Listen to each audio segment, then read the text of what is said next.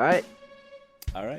I don't know. My mind blanks. Again, I really want to do the opening that freaking Rocktooth does in book 5, but I can't remember it word for word, and I'm wondering if that's spoilery.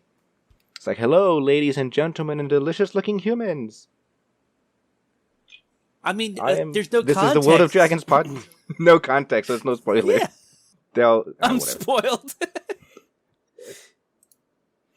Whatever. So this is the World of Dragons podcast. I am your host, Ray. I was going to think of a dragon name to be in universe, but I couldn't without it sounding like super cringe. Like, I'm Darkest Abyss. Which is kind of edgy. That's way too edgy. You can... I was going to go with Lazy Scales, but unfortunately that was already taken by the actual fucking author, so... So you would have just been Lazy Scales on your own? I would have totally fit Lazy Scales. And I am Snacky Boy. And that is going to be my name. That is a terrible name. Yeah, well, so is Lazy Scales. This is the podcast where 2.5 dragons sit together and review dragons in books, movies, TV shows to help you find the next dragon-related adventure that you want to go on. We're like a travel agency that way. And the destination is your mind. That was terrible. I'm not gonna lie, that was a little corny. I was then gonna make a Mighty Bee reference, but no one would get it. But whatever. Okay, anyway, welcome back, dear today, listeners. Yeah, welcome. The audience who are watching us just tumble and die trying to do an intro that's on topic. I've done some pretty good ones, but this one, I don't know why this one was so hard. Well, there's only 2 pieces of dragon news I got for you guys today. Unfortunately, it's been a very slow news week, even though the main reason is that the biggest story I have is that World of Warcraft now has a playable dragon race. Well, okay, it doesn't now have, it's announced in the next expansion. Oh. Now have sounds like it's playable right now. Okay, well, it's going to come out sometime next year, yeah. Oh, Jesus, that's a long way away. But yeah, World of Warcraft is introducing a playable Anther dragon race. Drakthir? Drakthir. And Drakthir. And the expansion is called Dragon Break. Dragonflight. Got him. Never mind. Yep, from what point is, next year we're going to play World of Warcraft. Ugh. We're going to do an episode. Honestly, I don't think we're sure, but it's kind of underwhelming. It is our duty opinion, as dragon podcasters. In my opinion, it's very underwhelming because it's just one race that plays one class. And their special abilities, like they can shapeshift into a human.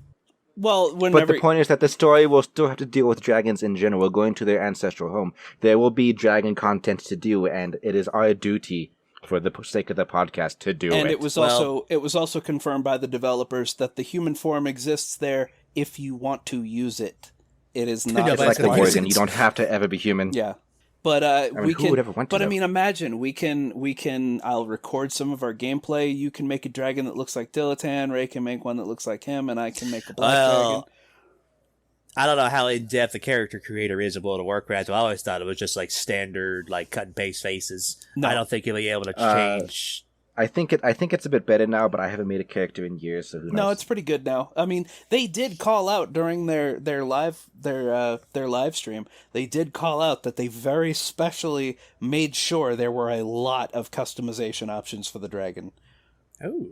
They wanted everybody to be able to make a dragon that looked unique to you. So they said that there were, they said that the specific wording they had, they were like, there's like 30 different types of horns alone, and then you can add more horns, and then those have 30 different, like, the amount of customizable options they are focusing on. I heard you liked horns, I put horns on your horns. So you can horn while you horn. So you can horn while you're horny. They also said, so you're going to be able to customize your dragon form, you're going to be able to customize your human form, and then everybody, not just the dragon race, but everybody starting this expansion will also get to customize a dragon mount that will be your mount. It is the first time they've ever made a mount customizable. Ooh. I still am really kind of iffy about this whole expansion, especially since the dragons are only tied to one actual playable class, the Evoker, and from what I've seen, nothing else. There's lore reasons for that. They said. that I mean, lore reasons aside, gameplay reasons, that's kind of restricting, especially to a game like World of Warcraft. do you want to know why they really did it? It's because that race is starting. So first of all, that race is a hero race or a legend race. Hero class. Hero class, which like Death Knight. Death Knight, and what was the other one? Monk, I think, or Demon Hunter. Demon Hunter. Basically, they are their own thing, and so they can't start at level 1. And so, if you wanted to be a Drakir, druid, they would have to come up. They would have to make it work for all the way back to level 1. The thing is at the beginning, I agreed with Dilettante. Was like, it sucks I can't be a druid because I like druid. It's my favorite class. But then after like hearing them talk about it, they said the reason they did that was because that allowed if them marrying the class and race to each other so closely to where nothing else can be that class and that race can only be that.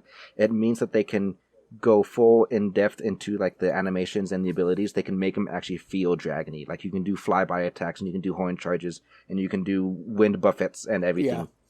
And it can actually feel like dragon abilities rather than just you sitting there in your channeling pose and then throwing out some multicolored stream of light like everybody else.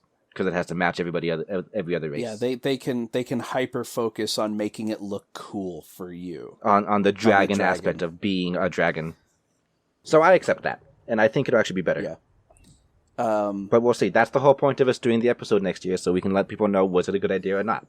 Since we're the dragon experts. We're the only dragon podcast out there. Yep. we've looked. On top of that, one of my close friends actually said something really funny about this Dragonflight expansion, that she feels like they had the expansion locked away in a box, and once their subscribers started to dip to catastrophic levels, they like broke the box, like a emergency fire escape thing. Break glass in case of subscriber loss.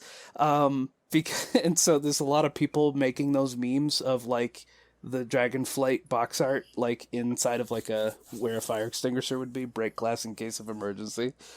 And it does look that way. A lot of people were complaining about the dragons, being like, man, why'd they have to make them look so hot? Ugh. I've heard a lot of complaints that the dragons look too much like twinks. They need to be more like hunks. I will agree. I hope they do add body types. You could be a chubby dragon or a muscular dragon or a twink dragon if you want. That was way too revealing. A little bit, yeah. So, Dilettante, what's the other piece of dragon news? Well, the other piece of dragon news has just been rescinded, so I got curious about... Nyx has turned into the age where you should be able to correctly identify his gender, right? I went to Reddit, on a Level Leopard Gecko subreddit, took a picture of it, and they identified him as female. I had just recently checked while you guys were going on your little rant about body issues, and no, Nyx is definitely a male. So, that piece of news is... Well, Nyx is still a guy, so thumbs up. Yeah, we won't get canceled on Twitter. I'm gonna push the blue button, which will blow up Dilettante's house in blue fire. Yeah, that's how it should be. Gender reveal. And burn down half the forest while I'm at it. Yeah. All right, so that was all the dragon news? That was all the dragon news. All right, cool. Anyway, so this episode we're reviewing Lazy Scales, which is personally my currently favorite book. I say currently because I'm honestly not as well read as I thought I was. There's like a long list of stuff that I need to read that I didn't know existed before like certain Discord and Reddit groups like gave me material. So right now it's my favorite, and I got these two to read it, and it's now their favorite too. And there you go, podcast over. No, like brief thing aside, yes, so I consider a one-off book where it's just an author wrote a book about dragons and then that's it, it's over. I consider those to be completely different than multi-book series, because with a single book you can look at it as a whole, but with multi-book series you do have to look at all of them as a whole. And so far, Lazy Scales is my favorite book series. Oh my god. Okay, so I was making a joke. Like, I thought you two were going to hate it because of certain things in it, and I was, like, forcing you to like it. No, like, nope, they like it. Gone. Podcast done. So here's the thing. So the best way I can put it is, imagine you get, like, your dream meal, right? You go to a very expensive restaurant, and you get the absolute perfect meal, right? But then there's something that you just really fucking hate on top of it, but you can just pick it off and put it aside. and still enjoy it. Garlic. Garlic is so good. You're a monster. Anyway, but for me, you get this gigantic, mouth-watering steak, and then someone puts like a fucking tree branch with some leaves on it on top, and it's like, what the fuck is this? And you flick it away. No, a better analogy is just that this steak just happens to be a little too bloody and stuffy. No, because that would require more effort to get through it. The analogy has to be something I can just pull off and put aside. But right. Yeah. So for me, there were parts pickled monkey brains on top. That's disgusting, and I wouldn't eat the dinner at all. So I'm going too hard. Is what's happening. You're going way too hard. But we'll get into it later as we discuss the book. Yep. But there are a couple things in this book that I do have a problem with, and we'll get to that. And he has a whole speech prepared when we get into that. No, I don't. Okay, so you don't have a speech prepared? No, but I'm well, good. we're letting them know. We're letting them think you have a speech prepared. They need to think we're prepared for this. Oh, I've got some things prepared. No, we do most of this off the cuff. The very little is prepared. Like, you should see my notes. They're like bullet points, and that's it. You should see my notes. So the book, his not notes, they're very non-existent and not there. Trademark. So the book is a transformation story with a human kid, who gets turned into a dragon, and how he kind of just deals with that, comes to terms with it, how he now interacts with the world, how he now sees the world, and how the world now interacts with him. So it is dragon POV most of the time, but the POV does jump around a lot, and in fact, it even jumps around like mid-sentence sometimes, which I dislike. But just to give the briefest synopsis, it is a modern day-ish setting, 2010s at least, right? Because they reference Fortnite. I like that. I like the small sprinkles of, hey, I know what that is. Yeah. Most of the time, references and memes and whatever feel weird, but it actually felt really fitting because it's a teenage kid. So like, of course, he'd be thinking memes. I live, eat, breathe, and sleep memes. So the book is written by D.M. Gilmore. The audiobook was narrated by Byron Hagen. Yep, Byron Hagen. Who, by the way, nailed it every step of the way. Good. I did. There was not a single voice that he did that bothered me. Not a single one. It took me a while to warm up to the Ghost Dragon, but then after like maybe the first couple of chapters after the school, I got into it. Yeah. But at the start, it was kind of a little rough. Yeah. So I guess let's just start with like reviewing the narration. Like, really good, 10 out of 10. 10 out of 10. Listen again. I'm trying to think back to his female voices for most of the female characters, and I can't really like pick them out as being annoying, which means that they flowed seamlessly. Like he did not do the just a female equals very breathy whisper. Yeah. So he did the police chief, he did the mayor, he did the one female friend. The other one is mute. The other one is mute, and she signs everything. So, and he did. I think those are the only 3 female characters in the. Oh, and the mom. But every single one of them were at least distinct from each other, without any of them sounding like a guy trying to play a female voice. The detective was female too. The detective, yep. Detective Martha Stewart. Well, that's okay. Then that's who I was talking about. Because in the second book, they just keep referring to her as Martha, and she was leading the police, so I was assuming that she was like the police chief. Yeah. Shit, is she both? She kind of does both jobs, yeah. I mean, she was giving orders to everybody, which, I mean, I know a detective is technically a higher rank than a beat cop, but I don't know. Maybe the town is so small that the police chief just also happens to fill the role of detective. Probably, yeah.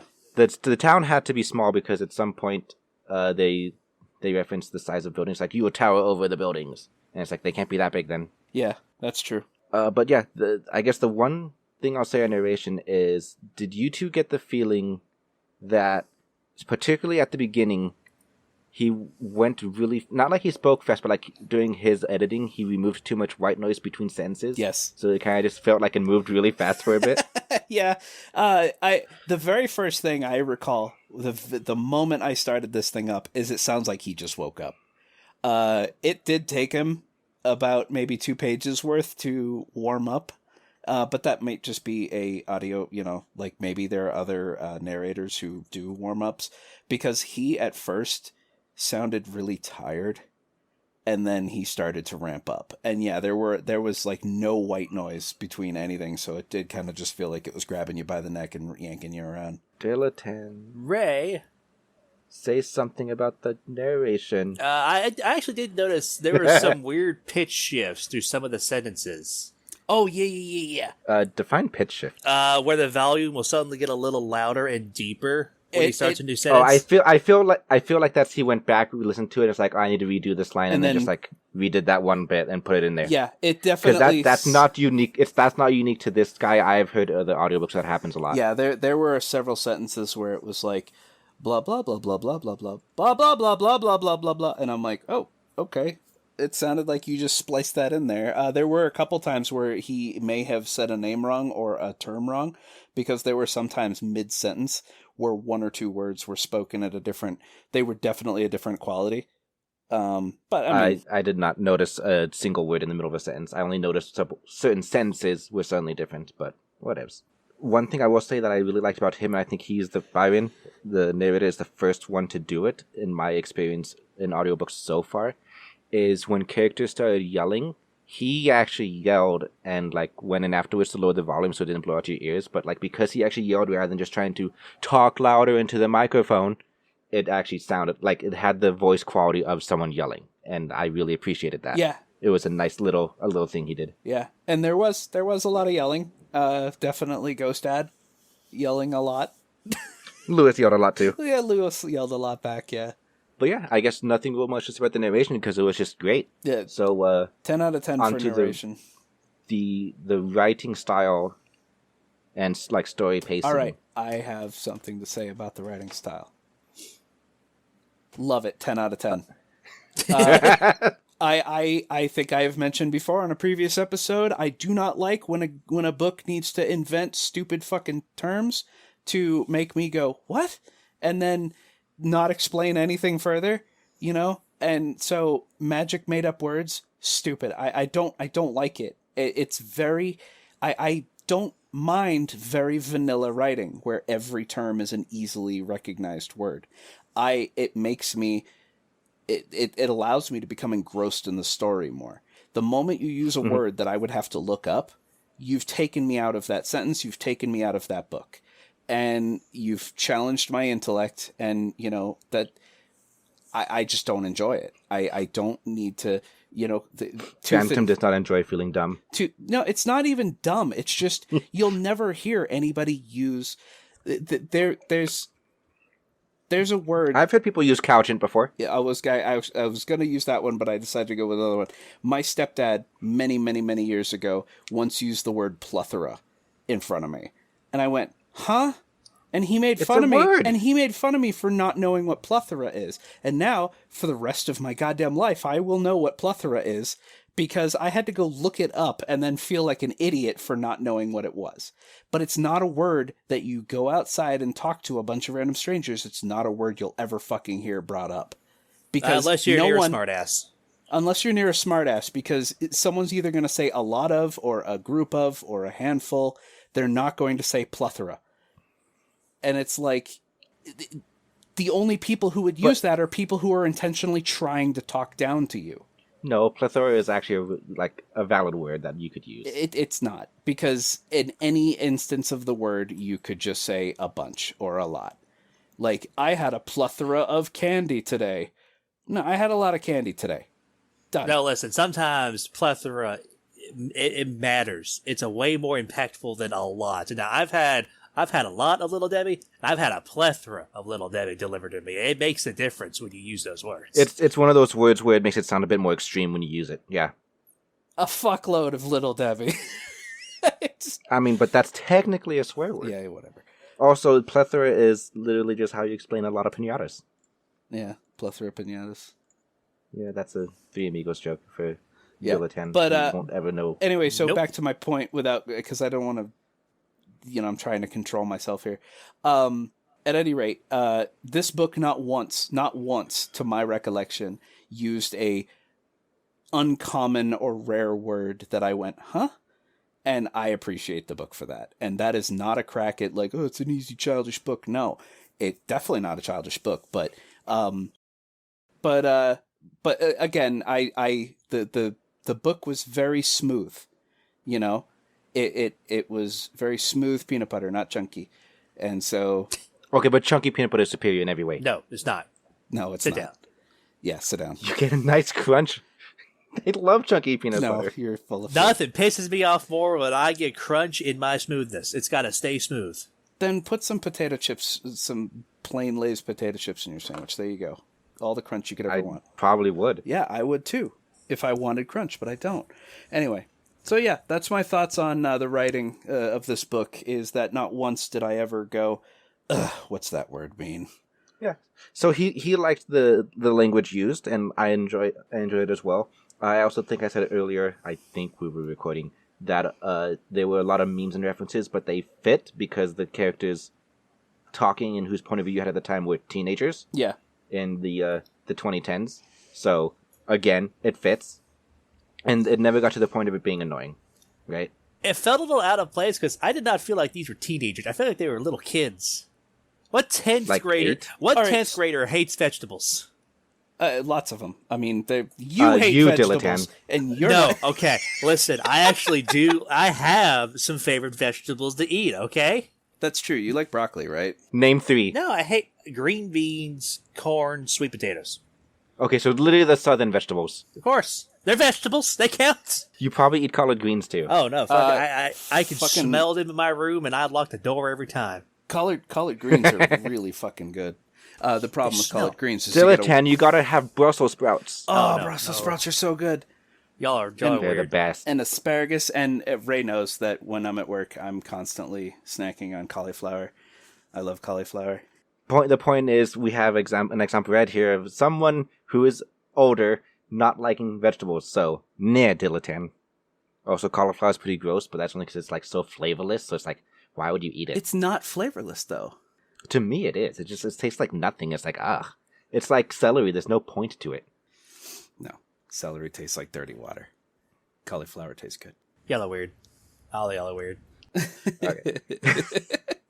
All right. So the other question you asked about the readability, and there was something else. The story pacing. The story pacing.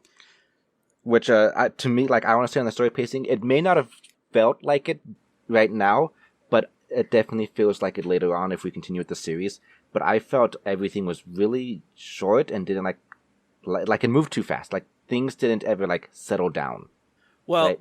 And if we continue the series, you'll start to see that show up more. Where it's like, oh, now this happened. Oh, now this happened. Now this happened. And it's like, I would like the part where he's like trying to come to terms with, or trying to like learn to hunt or whatever, to last a bit longer. Basically, it's going to be hard for me to explain what I mean without like spoiling future things. But the point is, I feel like things should have moved slower, and this book was like 6 hours something minutes on Audible. yeah, the audiobook. most audiobooks I feel are like 10 it should to have been 12. it could have been longer, right? Yeah. But that's also because it'd be my favorite. I just want more of it. So Yeah. there we go. I felt like it was a neat little package. It had just the right amount of what it needed. Yeah, I kind of agree with Dilettante. I mean, granted, if you look at audiobook recordings for most of the books, because obviously we listen, at least I and Dilettante listen to the audiobooks. Yeah. Most entire audiobooks are around 10 to 12 hours total. This one was... And I guess if I was to be fair, stuff like Dragon Champion is like literally 3 stories in one. Yeah. Like, This moved fast because, and again, pat on the back for this book, there wasn't a ton of useless filler. And that annoys the piss out of me. When there's a actual plot buried underneath side story garbage. Even the side stories that were in Lazy Scales were done very precisely, very quickly, and with just enough explanation and lore for you to go, wow, interesting. And then right as you're like, okay, but what's happening with Lazy Scales, it goes back. And so for me, the pacing was perfect. I understand that you may have wanted a little bit more, but for... yeah, I also understand that you guys are not like me, in the sense that I can read and enjoy much larger epics. You want one of those books where if you drop it on a coffee table, the coffee table breaks. Dude, I would throw it down on the table on purpose just to hear the sound. Coffee table book. Thunk. Of a King James Bible of dragon stories. Dilettante, so you thought it was a good, nice little mouthful? Yeah, I'm with Bantam on this. Filler always dilutes the experience. This was nice. It was concise. I like filler when it's done properly, because to me, filler is character building. Like, I'm going to veer into Wings of Fire for a second. Wait, before you do that, I have the perfect analogy. Okay. Most books are Dragon Ball Z, but this book was the DBZ abridged. It was You know what? perfect. That's exactly right. They cut out all the bullshit. And it makes it more memorable because you don't forget parts after reading so much filler bullshit. You have to go back and figure out, wait, why the fuck is this happening? Which happens a lot to me from all the other... Yeah, I know you're not going to... Especially like Tooth and Claw, which the only thing... I still can barely remember that book. The only thing I remember is the whole lawsuit scene. And the whole lawsuit side story, which is the whole reason I kind of stuck to it to begin with. But... I can remember every single scene from Lazy Scales right now, vividly, because there wasn't enough stuff to kind of yank me in a different direction and walk me down a different path for too long. Yeah, okay, that's fair. I was just going to say, because like using Wings of Fire as the example, is like Arc 3 was doing Arc 3 stuff, right? A big, terrible thing, which is the whole plot of the book, the series, whatever. And then we get to book 14, and a lot of people did not like book 14 because they felt like it was nothing but filler. It had nothing to do with the plot. It's like, oh, book 13 ended with this terrible thing happening, and book 14 is like, hey, I'm gonna go over here and just talk to these people, and I'm gonna go and reunite with this person, and we're gonna just write a lot of what they considered nonsense, and they just want to get back to the story. And I was like, no, I liked 14 because it was character building, and it showed how these people were fitting in with the world amidst all this and whatever, right? It's like, I can enjoy filler when it's done properly. I will also agree to that point if it's done properly, but it is really difficult. The problem is that no one is going to look at filler content the same way. And so you're not going to, if you gather 10 people together and say, listen to this, half of them are going to hate it and half of them will like it. The problem is that when you have a short, concise story without a lot of filler, everybody can enjoy it, I feel like. I have very little complaints about this book, but as we get to those sections, I will tell you, because they are, these aren't just small little nitpicks. These are like really deep, like actual problems that I have with the book. Mm-hmm. We'll say that for a spoiler section. Well, yeah, one is on a particular character, and then one is on content. Okay. So the story itself, without spoiling it, but like the story itself, the beats, the notes, the plot itself, like how did you appreciate it, or did it feel contrived, like it didn't really matter? Just your thoughts generally on this. There's a few things I have very big problems with that I will go into more detail in spoilers. But like the people who are going to stop listening when we get to the break, like just tell them like, hey, the story is really good, go in grain of salt, but overall the story is great. Or is it going to be like, no, the story is kind of contrived and it didn't make any sense, and when you finish it, you're like, it didn't matter in the end. The whole journey was useless. I'm trying to figure out how to word this. Like it's good, but in the back of your mind, you're going to be asking yourself, or at least it was in my experience, like, it can't be this forced. Like, the dragon behavior, there's a lot of psychological stuff. Like, I'm gonna get into big armchair psychology mode when we get into spoilers about the whole dragon behavior. But yeah, you're basically trying to. So, I'm sorry to cut you off. Keep going. I forgot how I was going. It feels like you're floundering in the water. I'm trying to save you. I am floundering in the water. Please save me. I'll give you mine real quick. For me, it was a near, like, using a video game term, it was a 9.5 out of 10.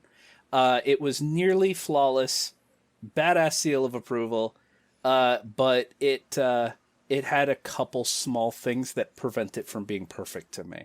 Mm. And I would highly, from someone who does not like books or doesn't enjoy reading books in my free time, I would highly recommend this book. Yeah, we'll get into recommendations in a bit. Yeah. Of course I recommend it. It's my favorite book. It's so facetious. You're like, yeah. Well, of course you recommend it. It's a good book. It is a good book. No, Okay, you can to take save the gun away from my head now.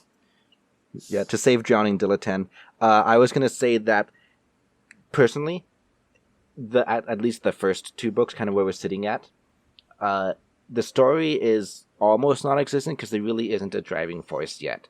It's more of a reactionary, like, how are these people dealing with this change that has occurred? They're dealing with it horribly, by the way.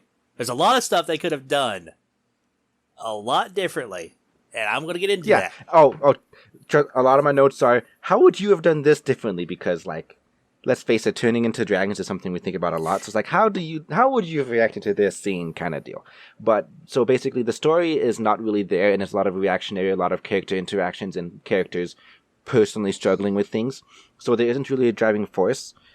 But I still think everything was enjoyable. Like, even though there wasn't really like the screen wasn't moving on the side scroller, but it was still an enjoyable screen. I don't know. That's terrible. What does that mean?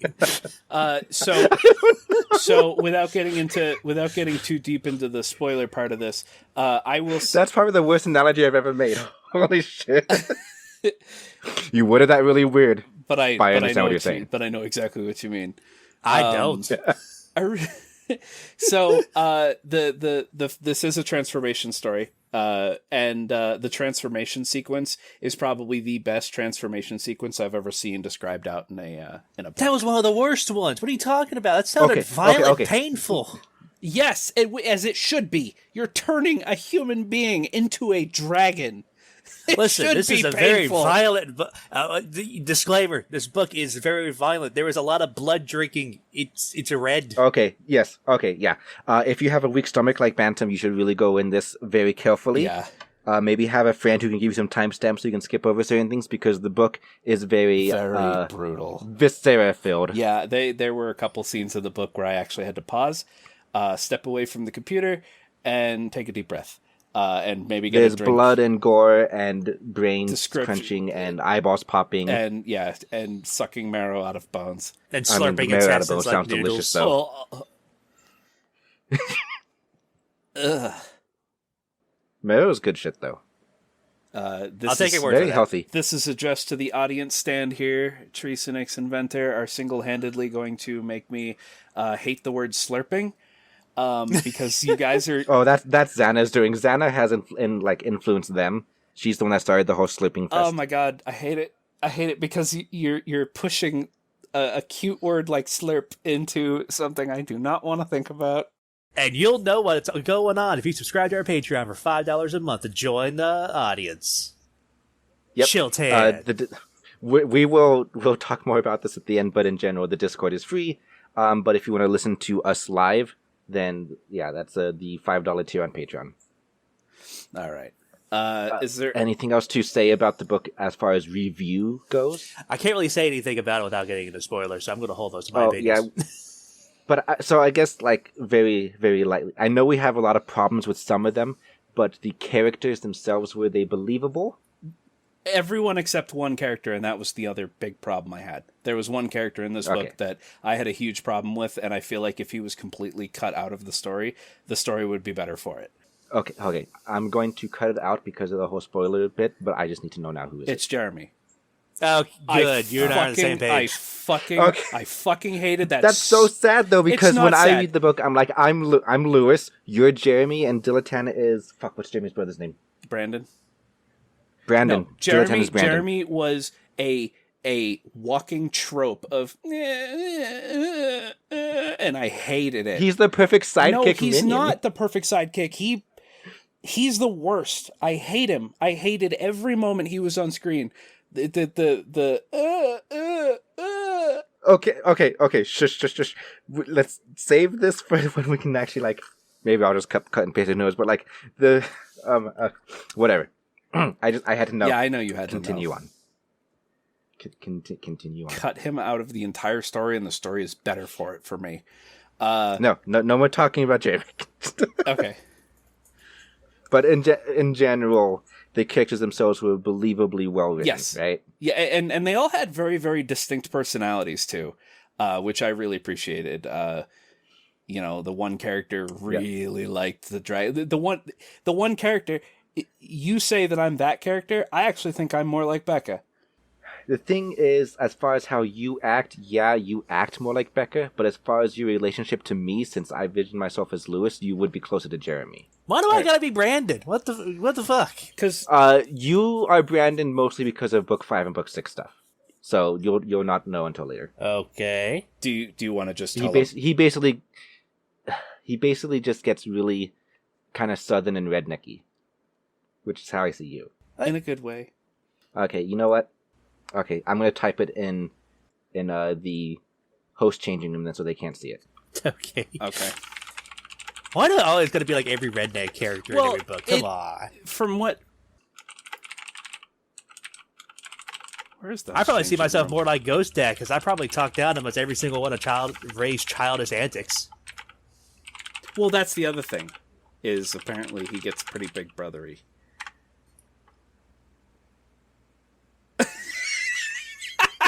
That's why I see Dillaton as Brandon.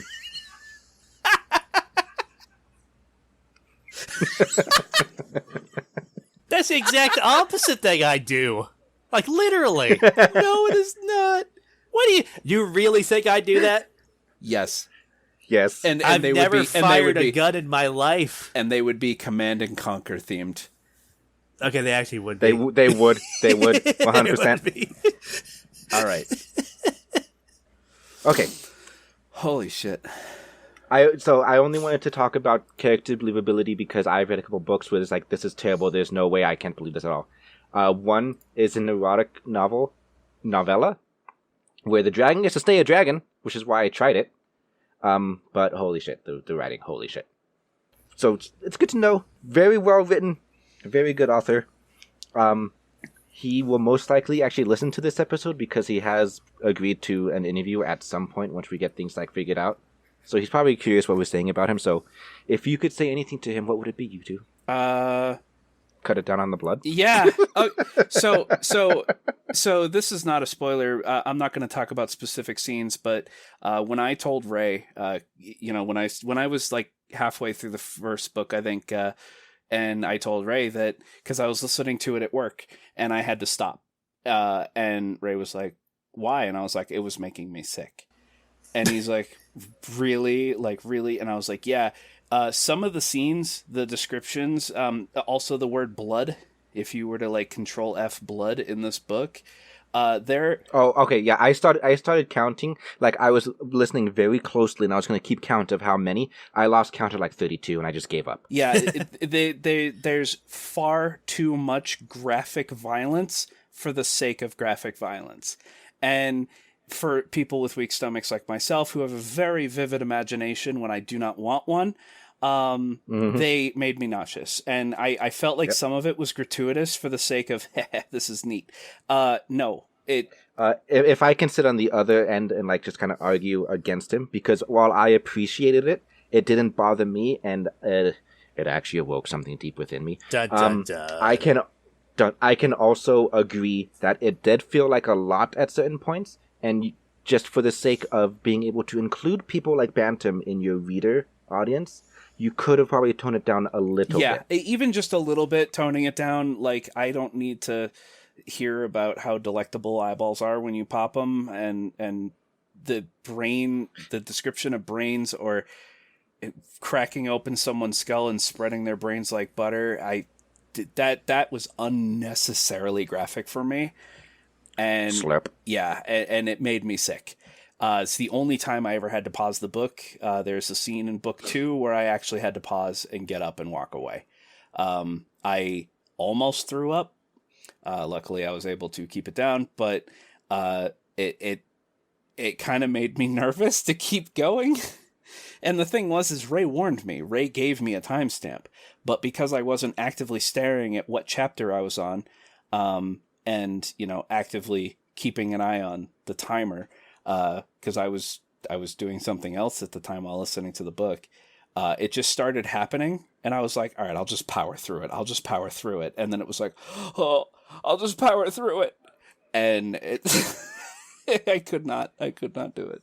At first, I was like, man, but then after like the probably like the third killing, I was kind of rolling my eyes like, okay, this is a little much. The thing is What? all right, real quick. So the thing is, though, is that it's not entirely his fault. It's partly because it's me. I can watch movies like Saw or Texas Chainsaw Massacre. I can watch someone drag a chainsaw blade from their head to their fucking, and just cut them straight in half. I can watch that and not even blink. It's because for some reason my imagination, when I'm hearing it described to me, I'm picturing it happening to me. But when I'm watching a movie, I know it's happening to that guy on the screen, so it doesn't bother me. But when I hear it described to me, I can't do it. But the only other exception was like when I was a kid, my mom and I used to watch CSI a lot, and every time they'd show these reenactments of like a needle going into an eyeball or a bullet passing through someone's heart or something, and watching the heart explode, it made me sick, and I would have to look away. But for some reason, the more cartoonishly violent the action is on a movie or a TV show, I'm fine with it. It's when it's realistic stuff, like, I can't handle that. It's, as Treesonic says, when I see it on a screen, it's fine. But when it's described to me, all I can picture is it happening to me, and it makes me incredibly uncomfortable. I'm the other way around. I could read this just fine, and like I said, I enjoyed certain parts of it. But stuff like Saw and Mortal Kombat, I cannot do at all. Nuh-uh. Although they're, most of the stuff that I would like to tell Mr. Gilmore himself has to do with book 6+. But as far as these two books go, perfect, love it, please do more. Which he has, but that's just what I would tell him. Which he has. Yeah, I see them all in yourself. Gilmore, he has... I own this book in 3 different formats because I just bought it 3 times. Yeah, he has all the books lined up in order on his shelf. The artwork on the covers is great. That's amazing. And this is a solid 9.5 out of 10 for me. Dilettante, I guess any final notes for the author himself if he listens? And then, since Bantam gave his rating, I guess give your rating. I'll give it an 8 out of 10. I really want to touch base with him on the psychological aspect of turning into a dragon, which I can't really get into details without it spoiling too much. So again, I have to hold my thoughts until we get to the spoiler section, which I kind of want to vote to abolish. My favorite book. Like I said, my current favorite. I need to be a bit more well-read to have it stay my favorite, but it is actually toppled Wings of Fire, which was my original favorite when I first started getting back into dragon stuff. I actually give this book a 10 out of 10. The first 2 books, 10 out of 10. I'll save thoughts on future books for a future episode. But Bantam. Yes. Would you live here? Yeah. I mean, dragon rules. The way it's kind of hard to say because it's like this is like basically real life. Just if somebody just turned into a dragon suddenly, but like, would you live in a version of reality where dragons could exist, but they follow these rules? Yeah, I would. I mean, it is kind of weird. This question doesn't fit this question format doesn't really fit this book very well because it fits better. It fits better when it's like a fantasy setting and not like a modern day setting. I guess if I were to boil it down, would I rather live in a small quaint town where dragons could exist or a dragon does exist? Yes, I would. Mm-hmm. I guess another flavor to the question would be: would you rather be Lewis or be one of his friends? Lewis. I would. Because considering everything you know with how the transformation happened and how he deals with it afterwards, which would you rather be, Lewis or one of his friends? I would rather be. I can't remember his name, but the Dragon Slayer guy. What? Lambton? Yeah, Lambton. So you're gonna try and kill me? No, I just want to live forever. No, he's gonna try and kill me. No, I just want to live forever. Like he's like. Dilettante, would you live here? Yes. And you said you'd be Lewis? I would absolutely be Lewis. Because I know how to handle this situation. Same. I would 100% live here, and I'll always be Lewis. I'd always be the one that turns into the dragon, despite all the terrible things that come with it. But yeah. Any final thoughts before we go on our break? No, fuck Jeremy. Well, so actually, yeah, final thought, going back to the last question. It just imagine real life, but with an element, because I would even say magic is a thing, because she enchanted a dagger, and the one character. I feel like this gets to spoil it. All right, well, Everything we say gets to spoilers. Yeah. Point being is magic is very much a thing in this world. So yeah, I would live here. It's literally a completely better alternative to real life. Well, everything is a better alternative to real life. That's not true. No, that's not true. Fallout would not be. Yeah. Well, Death Claws though. If you follow Fallout rules and not fan fiction rules, Death Claws, no. Death Claws are actually sentient in Fallout 2. There's a whole tribe of them, so yes. And so suck a dick. And according to canon, if you find a Fallout egg and you hatch it, it imprints on you and it loves you. So, A Fallout egg, huh? Sorry, a Death Claw egg.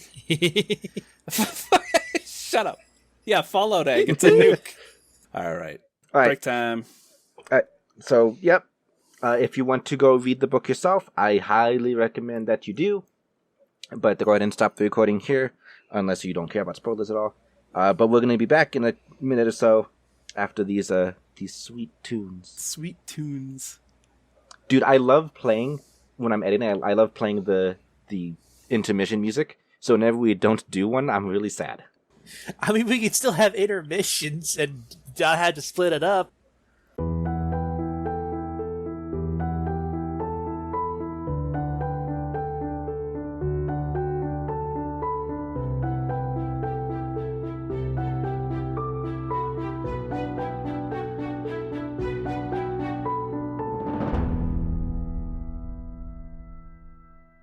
Welcome back, dear listeners, to 2.5 Dragons talking about the book Lazy Scales, as well as the book Idle Claws, the sequel. Armchair psychologist time, because I've got some bones to pick. Okay. Okay, so the way they handle in this book after the transformation, for some reason, his memories, I guess, yeah, magic's involved with him transforming, and everything he sees as a dragon. His natural instincts are way overpowering, but I am 100% for the fact that your entire life's conditioning as a human would transfer over to a dragon. I don't think he would just be that thoughtless in killing both the nurse and the cop. Yeah. One of the notes I had was simply I want to talk to you guys about the concept of the mental shift and the changing of the memories.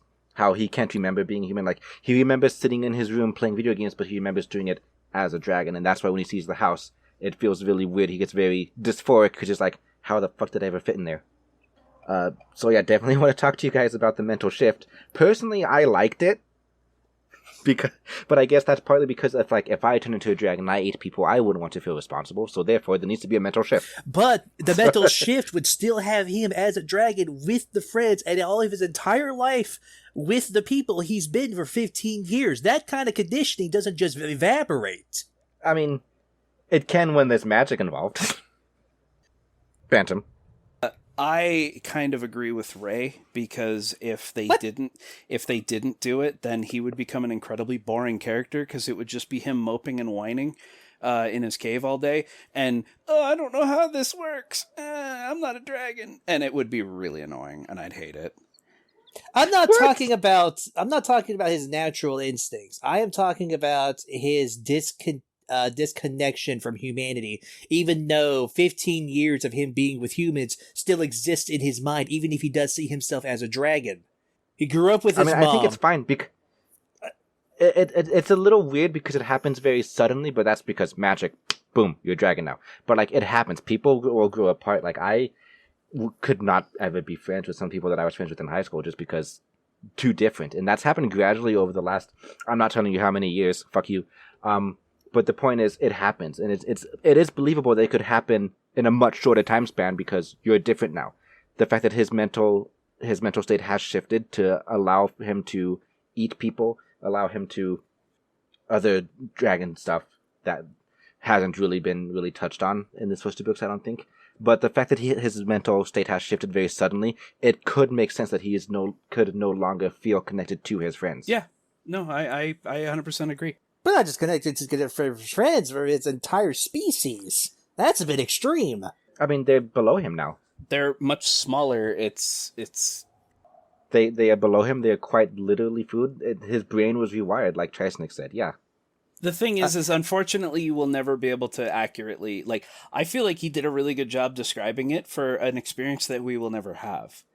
Because, unless a god could come in and just make you 50 feet tall and, you could breathe fire, like, there's no way that you'll ever be able to find out exactly what it feels like. Like, what if you used to be an ant and then you were turned into a human? And then you look down at the ants and you're like, shit, that's all I did all day? Was just back and forth, back and forth? Like, that sucks. And yeah, you'd probably just step on them because it's like, well, I'm not an ant anymore. I don't give a fuck about these things. That's different levels of intelligence, though. That's a whole different scenario. It's not. It's the same. It kind of is. It's pretty much the same. No, you're uplifting a brain-dead creature to sentience rather than shifting sentience from one mindset to the next. Yeah, but a dragon brain functions differently. They don't see anything non-dragon as sentient. They don't. I'm not arguing against the natural instinct. I can understand that. But what I don't understand is his life conditioning.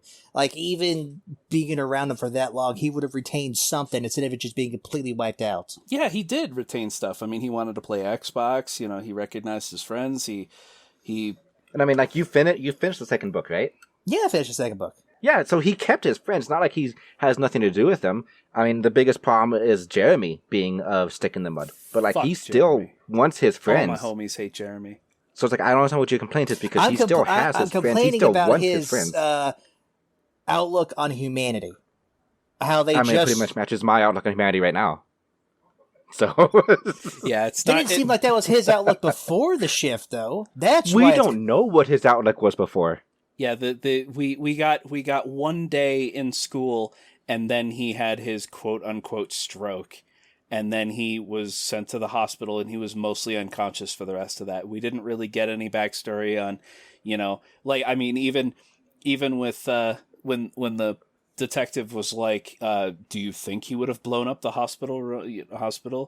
And they're like, I don't think he would. And then even later on in the book, Becca was like, he wouldn't, would he? Like, maybe he actually would have. Maybe he fucking hated humanity and, was going to become a recluse. And maybe turning into a dragon just amplified that.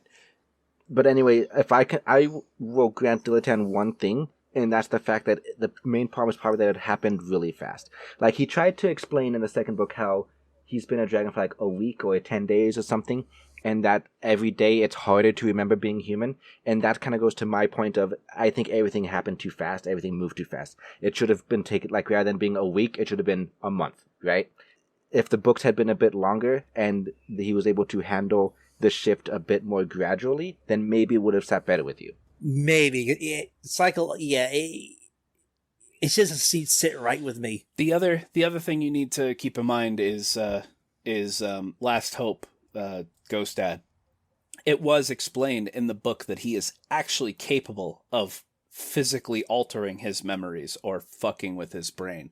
And But he didn't do that for the spell. But who's to say that part of the spell wouldn't have done that to him? Damaged his brain, because it's trying to essentially, you played Cyberpunk 2077. It's essentially Johnny Silverhand trying to take over V's brain. It's because if he was, Last Hope would be. Well, okay, the bottom line as far as the spell goes is the spell was interrupted. It was miscast. It didn't get to be fully functional. So whatever he intended, there are going to be some side effects now because he didn't get to finish it before being killed. That's why he didn't inhabit his body himself, and so who knows what else that's going to do. The way I interpreted it is that the spell created the vessel that Last Hope wasn't able to enter, and that Lewis now inhabits. And because Lewis is inhabiting this dragon vessel, Last Hope wasn't able to insert any amount of his consciousness inside. Otherwise, he'd be able to have the memories of the ancient dragons in the second book that he was trying to explain. So the way I see it, Last Hope, no aspect of Last Hope was able to venture in with Lewis. So my conditioning argument would still stand to an extent. we're not neurologists, so we can't really comment on this very well. We should get a neurologist on the show and ask him. But but it comes down to the fact that his body was turned into a dragon's body. It all comes down to how is a dragon's body hardwired. Like, to use a real life example, people are like, oh, dogs and cats are such great pets because they love you so much. And then other people are like, yeah, well, so are snakes. They're so cuddly and they love you too. And people are like, no, the reptile brain is completely incapable of love. It's like, for all we know, the dragon brain is completely incapable of society, I guess. Yeah. Because dragons live alone in caves. I love snakes. I love reptiles as pets, but I fully understand that their brains are physically incapable of feeling love. What they feel is trust and safety. And those two things together can kind of, to some people, feel like love. On top of the fact that, like, the amount of times it's more like tolerance. It's tolerance. You know, it's you're warm, and reptiles like warm things, so they stay close to you, and they understand that you as an entity are safe. You're not going to kill them. So they are fine just chilling out and being around you. But that is not love. And I love reptiles. I would prefer a reptile pet over anything else, but you know, when I hear people go, I have a pet bearded dragon and it loves me. No, it doesn't. It's physically incapable of it. Yeah, I know Nix doesn't love me. Yeah, maybe one day there will be a lizard that loves people because, you know, evolution, but who knows? We'll not be able to see it coming. Even I tried to take him out to look at him again, and Nix even tried to bite my hand, trying to get him in just a few minutes ago. So I know he doesn't love me. I don't know if he tolerates me. He's a wild card. He's plotting your downfall, don't worry. He's always plotting something. He's like, if only I was 10 times my size. Yeah, Diletan, I see your point, and I can understand your point. I will always argue against it because I love the mental shift. But the bottom line is we can't really comment on it too hard because we don't know how brain structures can actually be rewritten and how possible that actually is. Well, emotions are nothing more than just chemical responses in the brain. So, I mean, it's possible that the dragon brain's rewired to the point where it wouldn't produce certain chemicals when looking at certain animals. Who knows? Like, yeah, how elephants get the same reaction to looking at us like we get when we look at dogs. Elephants think humans are cute. Okay, but yeah. That was a tangent and a half. That was an argument right there. Hey, that wasn't a tangent. That was on topic. So anyway, no, it was on topic, but I mean, it spiraled out of control for a bit. Let's talk about the spoiler part of the plot. So the book starts. Yeah, I have a bunch of stuff written down, kind of in order as it popped up in books, but we can jump around if you guys want. If there's stuff like on your I'm going to die on this hill. We got to talk about this kind of. No, mode. I'll wait till we get to it. When we get to that hill, I will go through your guys' notes. So when I get to that hill, I'll let you know.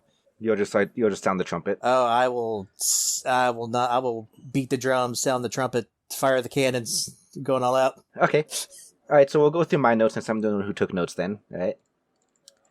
How would you guys react to seeing a ghost of any kind, let alone a dragon? I wouldn't. Like Lewis's reaction to seeing Last Hope floating above him. And that whole scene before the actual quote stroke happened, like, how do you guys feel about that? Would you have reacted differently?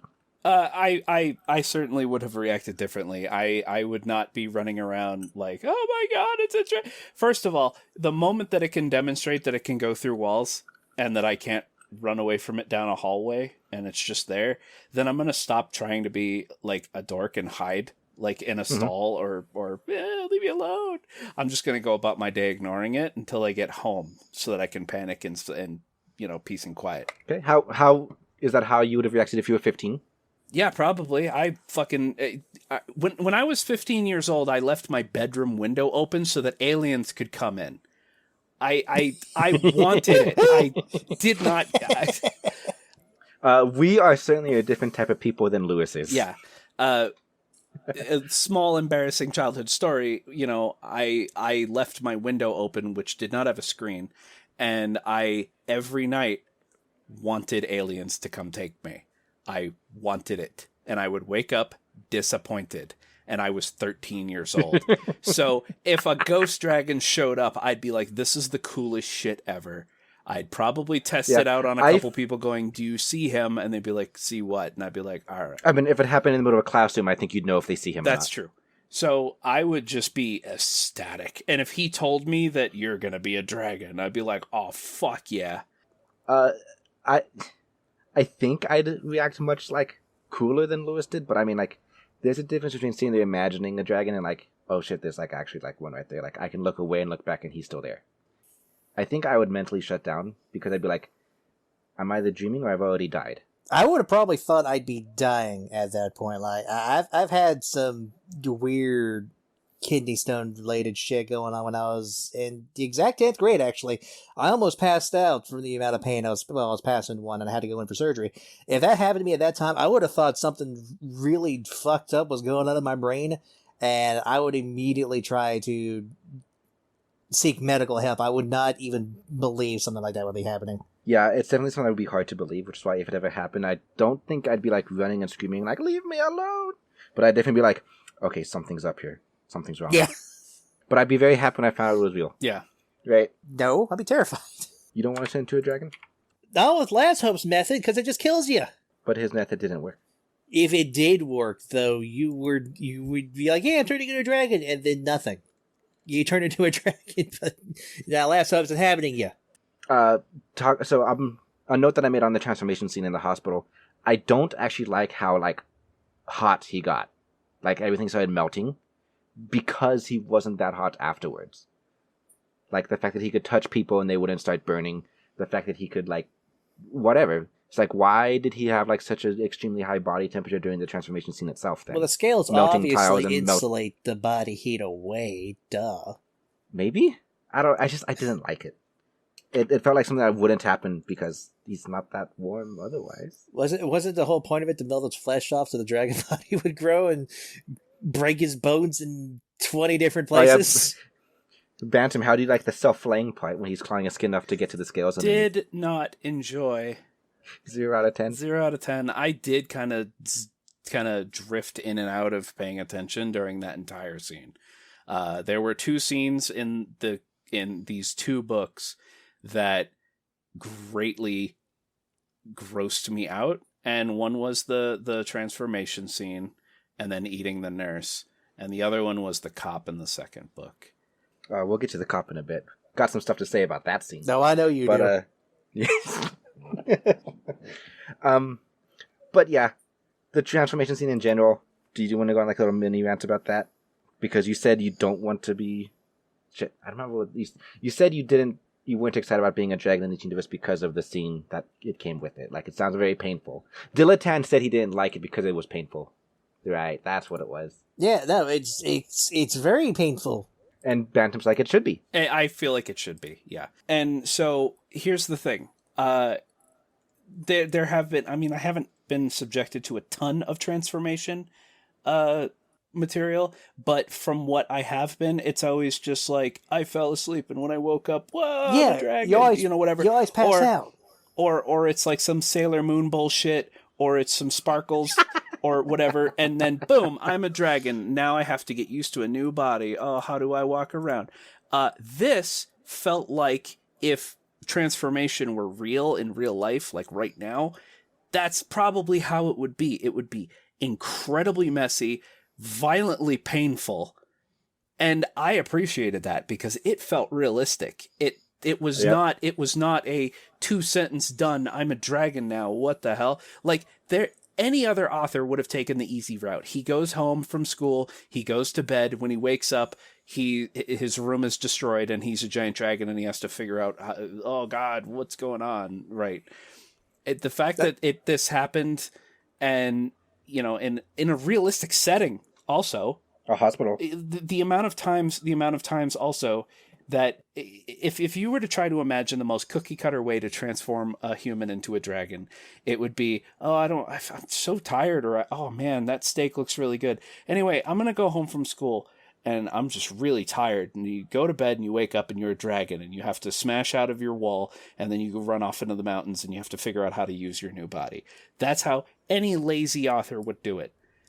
But this dude actually thought about it. His body is going through changes internally that are painful and debilitating. and other people around him react realistically, going, "Oh my god, something is really fucking wrong with him. Let's get him he to just collapses, starts vomiting, and he's got like 120-degree fever. Yeah, and they're like, we need to get him to a hospital right the fuck now. And even though the character's like, no hospital, any other lazy... Can't afford it. Any other... mood. Which I thought was mood. Any other author would have been like, okay, I avoided the hospital situation by the main character going, no hospital, and his friends, who are his friends, would listen to him. But it's like, no, things got worse, and they were like, I don't care what he wanted, we're taking him to a fucking hospital. Everything about the moment that he started to feel symptoms to him running through the night from the hospital, flawless. Despite the graphic violence, which could have been toned down a little, I loved every part of it. It was the most realistic and well thought out transformation scene that I've seen. I agree completely. I loved it because of its realism. The verisimilitude, which is the proper word to use in fantasy settings because it's not realistic. Dragons aren't real. I mean, yeah, it was realistic, but I'd say he'd probably crossed the threshold of staying conscious while being completely torn apart. Well, yeah. Maybe. I don't know. Let's find out what your threshold for pain is to let him. Well, no, he's right. Like when you burst into flames and you're standing there like, oh God, I need water. I think at that point, maybe... Well, I don't think the flames hurt him. Like, he was already fireproof at that point. Maybe, yeah. His skin was being ripped off and like every bone in his body was snapping and reforming. You would not remain conscious through that. You would have passed out. Maybe the actual full transformation sequence turned off his pain receptors. Because he didn't even notice he was melting the pole he was touching. Yeah, that's true. It probably turned off a lot of things. Because yeah, I think the human body would die just based on shock. He didn't realize he was that hot until the cup melted in his hand. Yeah. And it was never described that he was feeling any particular pain during that sequence, so it probably turned off. I think the only pain he felt may have been like the growing pains of getting bigger, like, and that's why he started to self-flay a bit. But the actual flaying itself probably didn't really hurt. Oh my God! Please stop using that word. Flay? Yes. Just lean over his ear. Flay. Bobby Flay? Bobby Flay? Right? The cook? The chef? Alright, so after the transformation, if you guys turn into a dragon in a similar fashion, like, what would you do? What would be... What I actually wrote down here, my note, what would your thought process and reactions to be changed against your will? Would you show your friends? Would you tell your family? Would you actually miss video games and other things? And since we're biased towards dragons, like, what if it was something like a mermaid or something that we actually hate? Considering he's not super into dragons like we are, so to try to take the bias out of it. No matter what I transform to, I would be 100% communicative to everybody around me and tell them exactly what the fuck is going on instead of trying to pretend that I died and I'm this wild, dangerous beast. So you turn into a dragon, you run off into the mountains, Bantam and I are there to kind of like calm you down, and they're like, hey, we should go tell your parents, and you're okay with that? You want to go talk to mom and dad and be like, hey, look, I'm a dragon now. I'll tell everybody in the hospital, be like, something's fucking wrong, I'm a dragon. So what the fuck? Well, keep in mind, this is following the night of you going crazy from hunger or whatever, and you've killed somebody and eaten them, run off and smashed a couple cars. I mean, insanity defense. I literally was not myself at the time, Your Honor. I agree with Diletan. I would immediately tell everybody I could, like, hey, this is the situation. Tell my mom, I love her, and when I'm better, we'll give me a good talk. lawyer. But like, tell as many people as possible, because the more eyes you have on you, the less likely you are to just get taken out by some random person. And the less confusion there'd be throughout the whole fucking road. A lot of this could have been avoided. Yeah, like look at just look at how the story actually, shaped up. You've got eventually the whole town is aware of his existence. So he if the end goal is everyone's going to know about you anyway, get up front about it. Be like, listen, I need food. I need you to bring me food. And I understand why the argument against that is that Last Hope was like, no, no, no. You are not beholden to human laws. Yeah, and it's like, you know what? Fuck you. I'm hungry. Would you still want to tell people if the first time you run into people, like, let's say you had your whole crazy episode, went off into the mountains, and then and whoever else is not the one being the dragon in this scenario, show up, and your first thought is, oh my god, he smells delicious, I want to eat him, and you start to like have to do that whole internal struggle. Would you feel comfortable enough trying to go tell your parents at that point, especially considering how that scene went down in the book? Well, again, he was hungry. If the very first thing, if I turn into a dragon and you come up to me, either one of you, and you're like, oh my god, is it really you? And I'd be like, bring me, and I was super fucking hungry, I would first of all not breathe through my fucking nose. I feel like a lot of his problems could have been solved by just mouth breathing. Shove some dirt in his mouth. Breathing dragon. Well, like seriously, it's like, oh god, the smell, it's intoxicating, I can't think. Then stop smelling. Use your mouth. Just breathe through your mouth. It's like simple. Just stop smelling it. But I would be like, look, I need you to bring me food. I cannot think. I'm so hungry. And then I'd leave. I'd go to my cave. And then I bring you like a single thing of like popcorn chicken. You're like, this isn't enough. I'm like, I can't buy $100 worth of meat. What's wrong with you? Well, but like, then go tell somebody, tell my mom or something. You know, point being is like, do something, because I wouldn't want to be around you guys if I was starving. And it's like, because no, I wouldn't want to kill either one of you. So to answer my own question, since we got your guys' input, I would try to tell you two, but I would not want to tell the general public, because I don't trust the general public. I would not want to be taken up by like some government agent somewhere and like pulled into some laboratory somewhere. Which means I'm not going to just show up in town like, hey guys, I'm a dragon, hi. I would definitely want to stay hidden until I can like figure out the best way to go about this.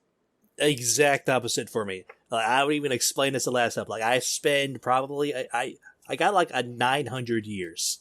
If we want to try to fix this out, fine. But we spend like the first 2 or 3 getting into the limelight, getting it all out of the air. Like, hey, this is a dragon. You go on, it's like fucking going on book tours. You go on celebrity talk shows. You go on the late night with David Letterman and just start having it up with them, whatever. Right. No, I get that, because the point being is after I figure out the best way to go about it, yes, I would want to become a public figure, because that's how you don't get disappeared, is by having the public know you exist.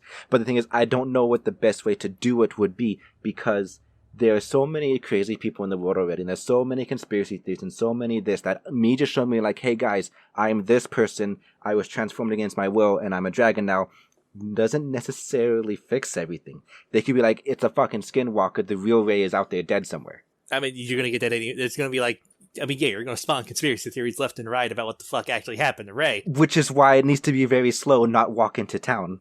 But the shock value is also going to put you in the spotlight a lot faster.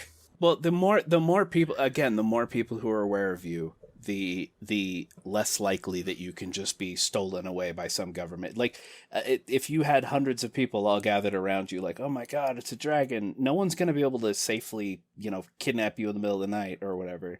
And here's the thing, like, if I had eaten the person, and I liked it, and I wanted to eat more people, and, like, I killed a cop and all that, at that point, no one can know that I used to be human, because, again, as a dragon, I'm not beholden to human laws, so I can never admit to being human before at that point. So I need to jump to the photo list of, would you eat people? I think we already answered that question. No, I wouldn't. People are disgusting. Because the whole argument of, like, when the friends show up and they're all like, you can't eat people, that's wrong. And he, like, fundamentally knows it's wrong, but he's still fighting against the instinct and all that. I was like, just your general thoughts on that. He describes him smelling like chicken. I have to say this. Yeah, I have to say this to kind of, like, defend myself, considering I just admitted to, like, I would hunt people. So, realistically, for 100% realism, I wake up as a dragon tomorrow, and I have these, like, new instincts and whatever, right? I don't think, and this is all a think, this is all hearsay, because we don't know what that would actually be like. I don't think I would go out and hunt people. However, if I ever came across a dead body, like I had to defend myself, or whatever, it's like, you know what? Waste not, what not. Slurp. Slurp. What a perfectly innocent word to describe something horrible. Like, I wouldn't go into town, skulk about like a predator, and like pluck someone off the street, right? But like Dragon Slayer shows up at my door, and I have to like kill him to defend myself. I'm like, yeah, I'm eating the body. I'm sorry. I mean, it wouldn't be that you go find your cave, and then you're gonna have a bunch of really annoying boomer hikers that are just gonna be like, "Oh, look at this cave, let's explore it." I mean, your food is gonna come to you until you like after a month when they're like, all these hikers went missing over here, and then search parties will come out and you can eat all them. And then, oh, the search parties disappeared too. Let's call the government. And then the government comes in, and at that point, maybe you're fucked. But then you can move on to another. At that point, you've now made yourself a public enemy. Well, they don't know it. They don't know it yet. All they know is hikers disappeared. So they sent search parties. Then all the search parties disappeared. Here's the thing about just people disappearing. Here's the thing about people disappearing, and this is like the one thing I hate about humans the most. And like, I don't care how misanthropic that sounds. This is the thing I hate about humanity.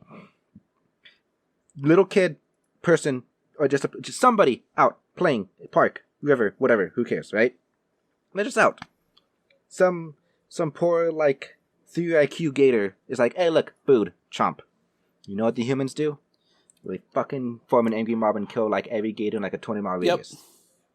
Like, to the point where even Steve Irwin's family had to beg people to stop murdering every stingray they saw. And it's like, yeah. First of all, you didn't give a shit until someone died. You know, like, do you go to the shore of a beach every time and see a gator and go, kill it, it could kill a person. You don't care until it's killed a person. And then you feel this weird righteous anger to go murder an innocent animal that was just trying to survive. It's like, if you don't want that situation to happen, don't put yourself in that situation. Watch your child. Not to get too memey and weird, but the whole thing with Harambe. The parents were not paying attention to their child, and their child climbed 3 fences to get into the gorilla enclosure. And the gorilla was like, well, this is different. So it's not the gorilla's fault at that point. It's not the gorilla's fault. It's the parents' fault for not paying attention to their child. And then they murder the gorilla, and everyone's like, well, I mean, thankfully, actually, you know what? In this one, this doesn't make any sense, because in this situation, pretty much everybody was on the gorilla's side. So anyway, about laser scales. To go back on top, why we got onto that topic? What was the point of that tangent? Justifying eating humans. You were going into defense, and then we were let out of that rant. So to answer that question on my side, they were described smelling like chicken, so I would absolutely eat humans. Well, not all of them. Oh, some of them smelled like Dr. Pepper and fucking hamburgers. Or the idea is it smells to as whatever is appetizing to you. So, for example, if Bantam and I turned into dragons and you didn't, Dilettante, you would smell difference to both of us because it's what we would think of as appetizing. Yeah. So for you, everything would smell like fried chicken or mac and cheese. Yeah. Finally, my picky eating would be solved. Yeah, for me, everything would just smell like spaghetti or ramen or fruit. Just whatever. Yeah, pretty much whatever. It would just be like one of those things where I walk into a crowd of people. You would never a picky eater in the first place, so it just would smell like food to you. It's whatever. Okay, food. Yeah, food. It just smells vaguely like something I could put in my mouth, so there we go. So yeah, let me go off on my brief little rant about Jeremy. I hated every part of his character. I hated the way he was. I hated his personality. I hated the way he was constantly like, throughout the whole fucking book. I hated the fact that he had reasoned with himself, even though it was very clearly they made Lazy Scales go through the entire process of proving that it was Lewis, only for him to immediately trick himself or tell himself it's not Lewis. It's some Bacon Swag 666. Yeah. So they make him go through this process of proving that it's Lewis. And they're like, okay, oh my God, you're my best friend. But then just because something inconvenient happens, Jeremy's like, he's not my friend. He killed my friend. My friend is dead. I'm going to go fucking join the Dragon Slayers and learn how to kill this dragon. Like, what a fucking 3-6... I do want to talk about the betrayal of Jeremy versus the borderline suicidal hope and loyalty of Becca. Because there's definitely a couple scenes where Becca was borderline suicidal. It's like, I don't know if I would go to those lengths. I wouldn't. If Bantam turned into a dragon, and he's already made it apparent that he cannot stop thinking of people as food, has called me and Dilettante food, has like very obviously struggled with our scent from being near him to where we need to start like weaponizing body spray. I I also don't love think that. I would ever go to his. I don't think I'd ever go to his cave alone. No, but see, you would be able to. You want to know why? Because I'm not stupid and I can breathe through my mouth. No, I think it was still like. There's a scene in the second book where the tongue can actually taste the air. Yeah, if with you the flick scent, it, so- if you flick it and you do that on purpose. I feel like mouth breathing doesn't fix everything. I'm sorry. I'm pretty I sure. feel like mouth it does. breathing I'm would gonna make it ask him. worse. I'm gonna ask him. I'm gonna ask him if we. Well, set yeah, him go free. ask him. I'm gonna be like, hey, the way you wrote Lazy Scales, if he were to breathe through his mouth, would he be able to still taste the scent and go crazy? He's physically incapable of breathing through his mouth. That's how he doesn't choke on his food when he swallows it. The airway doesn't connect that way. Oh my god. That keeps him from inhaling his fire and accident. Oh my god. Cut that out because I don't want him to hear it and then go, hey, that's perfect. I'm gonna just say that. No, I'm leaving that in. Well, listen, we'll I'm leaving just it in, write I'm it sorry. down verbatim. We'll see if we catch him. I'm really good at logic like Yeah, that. you are. But yeah. So like, I just want to say, like, if Phantom turned into a dragon and he had the whole scene where he tries to chase us away and he burns the Xbox and all that, right? Which I'm going to talk about the Xbox scene later. But if he does all that, I'm sorry, Phantom, I'm joining the Dragon Slayers. You're not. Yeah, I actually would. And it wouldn't. So here's the thing: I would join the Dragon Slayers. I would actually do that, but it wouldn't necessarily be to like kill you. It would be to get the training to like if this was like a movie, like I join the Dragon Slayers, we have the training montage, and then we're gonna go hunt you down, and it's like I have to be the one to do it because he's killed my friend, right? Mhm. I would play that card to get to be the one to do it, because then the scene towards the end of the movie is you like tied up, muzzled, and whatever, like in the cave, like completely helpless, and like you're just laying there ready for me to like do the stab with the magic knife or whatever, right? Mhm.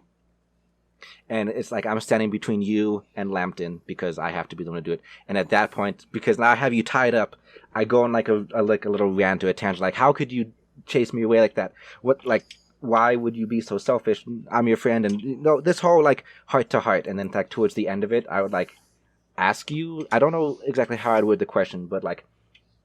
Something along the lines of asking if you understand if you'll ever do that again, like you'll like you promise you'll never chase me away again, and like you just like kind of like nod, and I'm like okay then, and I just turn around and stab the Dragon Slayer. And then after that whole thing, I just roll my eyes and lay down and go, that was the tropiest thing I've ever seen. And I'm like shut the fuck up, I could kill you. Oh, so Point is, predictable. like, I'm pretty sure that's what I would have done if you were the dragon and I was Jeremy in that situation. I love how the Dragon Slayers train Jeremy by having him attack a giant bale of hay that doesn't move or react. The ultimate training. I mean, I think it was just for figuring out what point you need to stab at. But yeah, so if I was the dragon and chased you guys away, would you, any of you join Dragon Slayers? No. No? No, I think my primary goal. You two are much more forgiving than I am. Yeah, actually, you know what? I know you a little more in real life with your tendencies. I'd probably join for the same reason you, just to get some self-defense techniques. But you wouldn't have the whole cheesy heart-to-heart at the end. You would just know the techniques and be like, I can handle this if Ray goes crazy. Exactly. And then back off. I mean, my first instinct would be to find the Dragon Slayers and kill them all so that they can't hunt you. But see, you're a human, so that's murder. I mean, a sniper rifle from extreme distance? Where are you getting a sniper rifle? You don't have any training for that. I actually do. You're not certified. I'm not. So you don't need a certification to get a sniper rifle. I don't know. I don't know what the guns laws in the US are. I did 4 years of rifle club in high school, and I got like top marks. All right, I know how to handle a rifle. Oh God, I'm on another list. We're on all the lists. Shooting for the high score. This is a podcast. We're just theorizing. This is all theoreticals. I won't actually eat people, I swear. Unless. This is the most awkward podcast to record.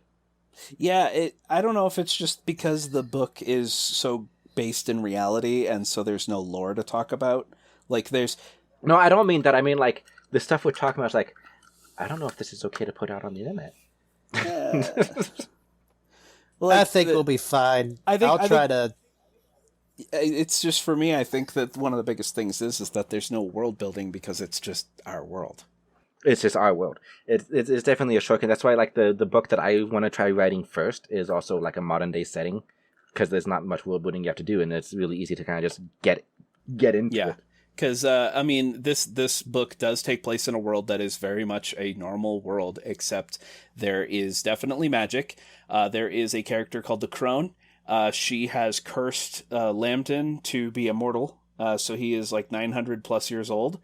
And, in fact, he's almost as old as Last Hope was. And Lambton describes how he even threw himself into an active volcano, and then 3 years later was dug out and as a charred skeleton, and I don't understand how that. Does he just like Wolverine regrow flesh or whatever? But I think his soul might just be bound to his body, so he'll probably just be laying there, and it's up to the Crone to put him back together. Maybe. But the idea is he just doesn't die and pass on. Yeah, and so when never mind. Yeah, he said the Crone fished him out of the volcano, and it's like, I'm still not done with you yet. Yeah. Right?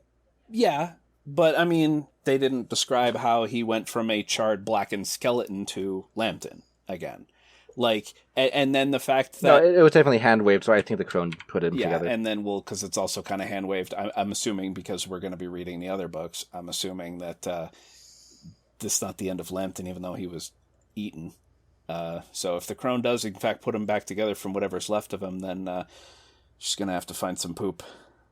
But at any rate... do you guys want to continue the series? Yeah. Yeah. Understanding that there are no more audiobooks? No. That's actually the deal breaker. I will probably continue it, and if so, then you and I can do it. But for the sake of the show. For the sake of the show, yes. Yeah, so the point being is, like, I should not spoil anything because we will get there eventually. Okay, all right. Just so I know. And on top of the immortality that the Crone has bestowed upon Lambton, she's also enchanted the Tanto to kill any dragon with one hit. And when Lambton tries to use the dagger on Lazy Scales and it doesn't work, my theory, which don't tell me you can tell me in privately if I'm correct, because I'm pretty sure I am. It's because he's not a full dragon. He's got the soul of a human, so it's like weird and the magic didn't work. The wording of the enchantment is that it will kill any dragon born of dragon blood. Oh, well, yeah, so then it's obvious why the dagger didn't work. But, yeah, Fey magic is very literal. Yeah. I don't know if it's Fey magic or just magic in this universe, but it's very literal. And so, it's, so magic exists. Magic is a definite thing, and there is one particular line in this book that made me laugh pretty hard, and that is, when he's describing Ghost Dad, Last Hope, to other people, they're like, what? He's like, okay, a dragon is standing in front of you. A dragon telling you about ghosts. And that's what you don't believe. Yeah. I spontaneously turn into a dragon. You draw the line of ghosts? Yeah, like, and all the times where, like, and in that scene, exactly, where he's like, oh yeah, he's over your shoulder. And, Last Hope is, like, swatting at her hair. And to her, it's just a breeze, and he's like, yeah, he's right there. And then she looks over like, how would you feel if you were talking to me, I was a dragon, I was like, oh, like tell them you're here, Last Hope, and then just appearing in the dirt like a horror movie, like, hello, lunch. Or hello, food. I think that was cool. Because if he hasn't interacted with me previous, then I wouldn't be that worried that he could. I just want to point out that I have, for the longest time, I have been adamant on dragons and not reptiles, and Mr. Gilmore agrees with me, so thank you. Yeah. Dragons are not reptiles. But on top of that, he goes one step further that most other books don't, and he actually gives a different classification and a reason why. They would be their own thing. And so, A+ on that. We are actually closely related to birds, and we've decided to label the phylum Hexapoda cordata or something like that. Hexapoda vertebrata? Something like that. Meaning they have 6 limbs. Yeah. So yeah. So it's like, yes, thank you. That is like the smallest little nuance, but I love it. So thank you. A lot of my notes are detailing with like humans being food. It's like, your thoughts on this? Like, no, we got that. But okay, I got a question for you guys. Actually, for the ending you of can see where my mind was while listening to this book. Chomp humans. For the ending of the second book, what were your guys' thoughts about him being put as a zoo display? I mean, I think Okay. it's an incredibly ingenious. When Ray starts his sentence by going, oh, "Okay, it's going to be a long one." I'm just take a clip of one of my notes. I'm gonna just take a photo of this one line and then post it in the audience chamber. My thoughts on it are shot collar.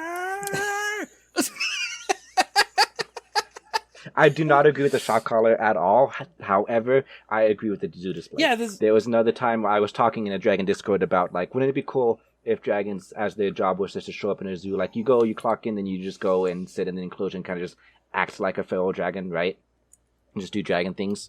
And they didn't like that. They thought that was demeaning. Oh my and I'm God. like, no, it's the easiest job in the world, is what it is. Yeah, you get fed. People taking pictures of you. They're all in awe of you. You know. You find you can be like the freaking horror house attraction employee where you find the one person who's uncomfortable and you go and just toy with him. Yep. Start licking the glass in his direction. or pacing back and forth while never breaking eye contact with that one individual. Or you find the Dilettan and you don't break eye contact while licking the glass slowly. Why me? Because I know how you'd react to that. Shush. I don't see how it's demeaning. You know, even if it was like a petting zoo situation, you know, where it's you and, you know, maybe they have some snipers trained on you just for show. I think it's a valid occupation. Yeah, it really would be. It's like if you told me that I could go for a decent paying job, go sit in a room with a one-way mirror for 6 hours a day, I'd be fine with that. I don't care who's on the other side watching. It's an easy job. It is an easy job. But yeah, so I'm okay with the zoo exhibit and the wait, all they mentioned was the zoo exhibit, huh? They mentioned this because he damaged the town, which he did. He damaged the town. He's destroyed cars, which those people are obviously going to need to be. Obviously, your insurance doesn't cover fucking dragons. Well, the thing is, he does a couple of things besides zoo exhibit, and I don't know if they mentioned that. They did not mention it yet. No. Okay, there's a couple of things he does that all kind of hover around that. And the point is I agree with all of them. It's like, yes, that makes sense. That's exactly what you would do as the only / last dragon in a world full of humans. Yeah. So I'm okay with that. I would actually like it because, let's face it, I like being the center of attention. And if I'm in an enclosure and people get to come be like, "Ooh, look at the dragon! It's so cool!" My ego is swelling 3 times every fucking day. You'd fly away with just how inflated your ego would be. Just start floating like a hot air balloon. But yeah, I'm okay with the zoo exhibit thing, is the bottom line. Since we talk about tropes, the cave. Dragons lived in caves. Diletan, I know you have thoughts on the cave trope, just in general. Yeah, it's kind of expected at this point. I don't really know what else I can add to it, what I haven't said already. But you don't like it, right? I mean, why? There are so many better places in the cave. I was going to say, I don't see a point to a cave when pillows exist or mattresses, Well, when you're spiky and fireborne,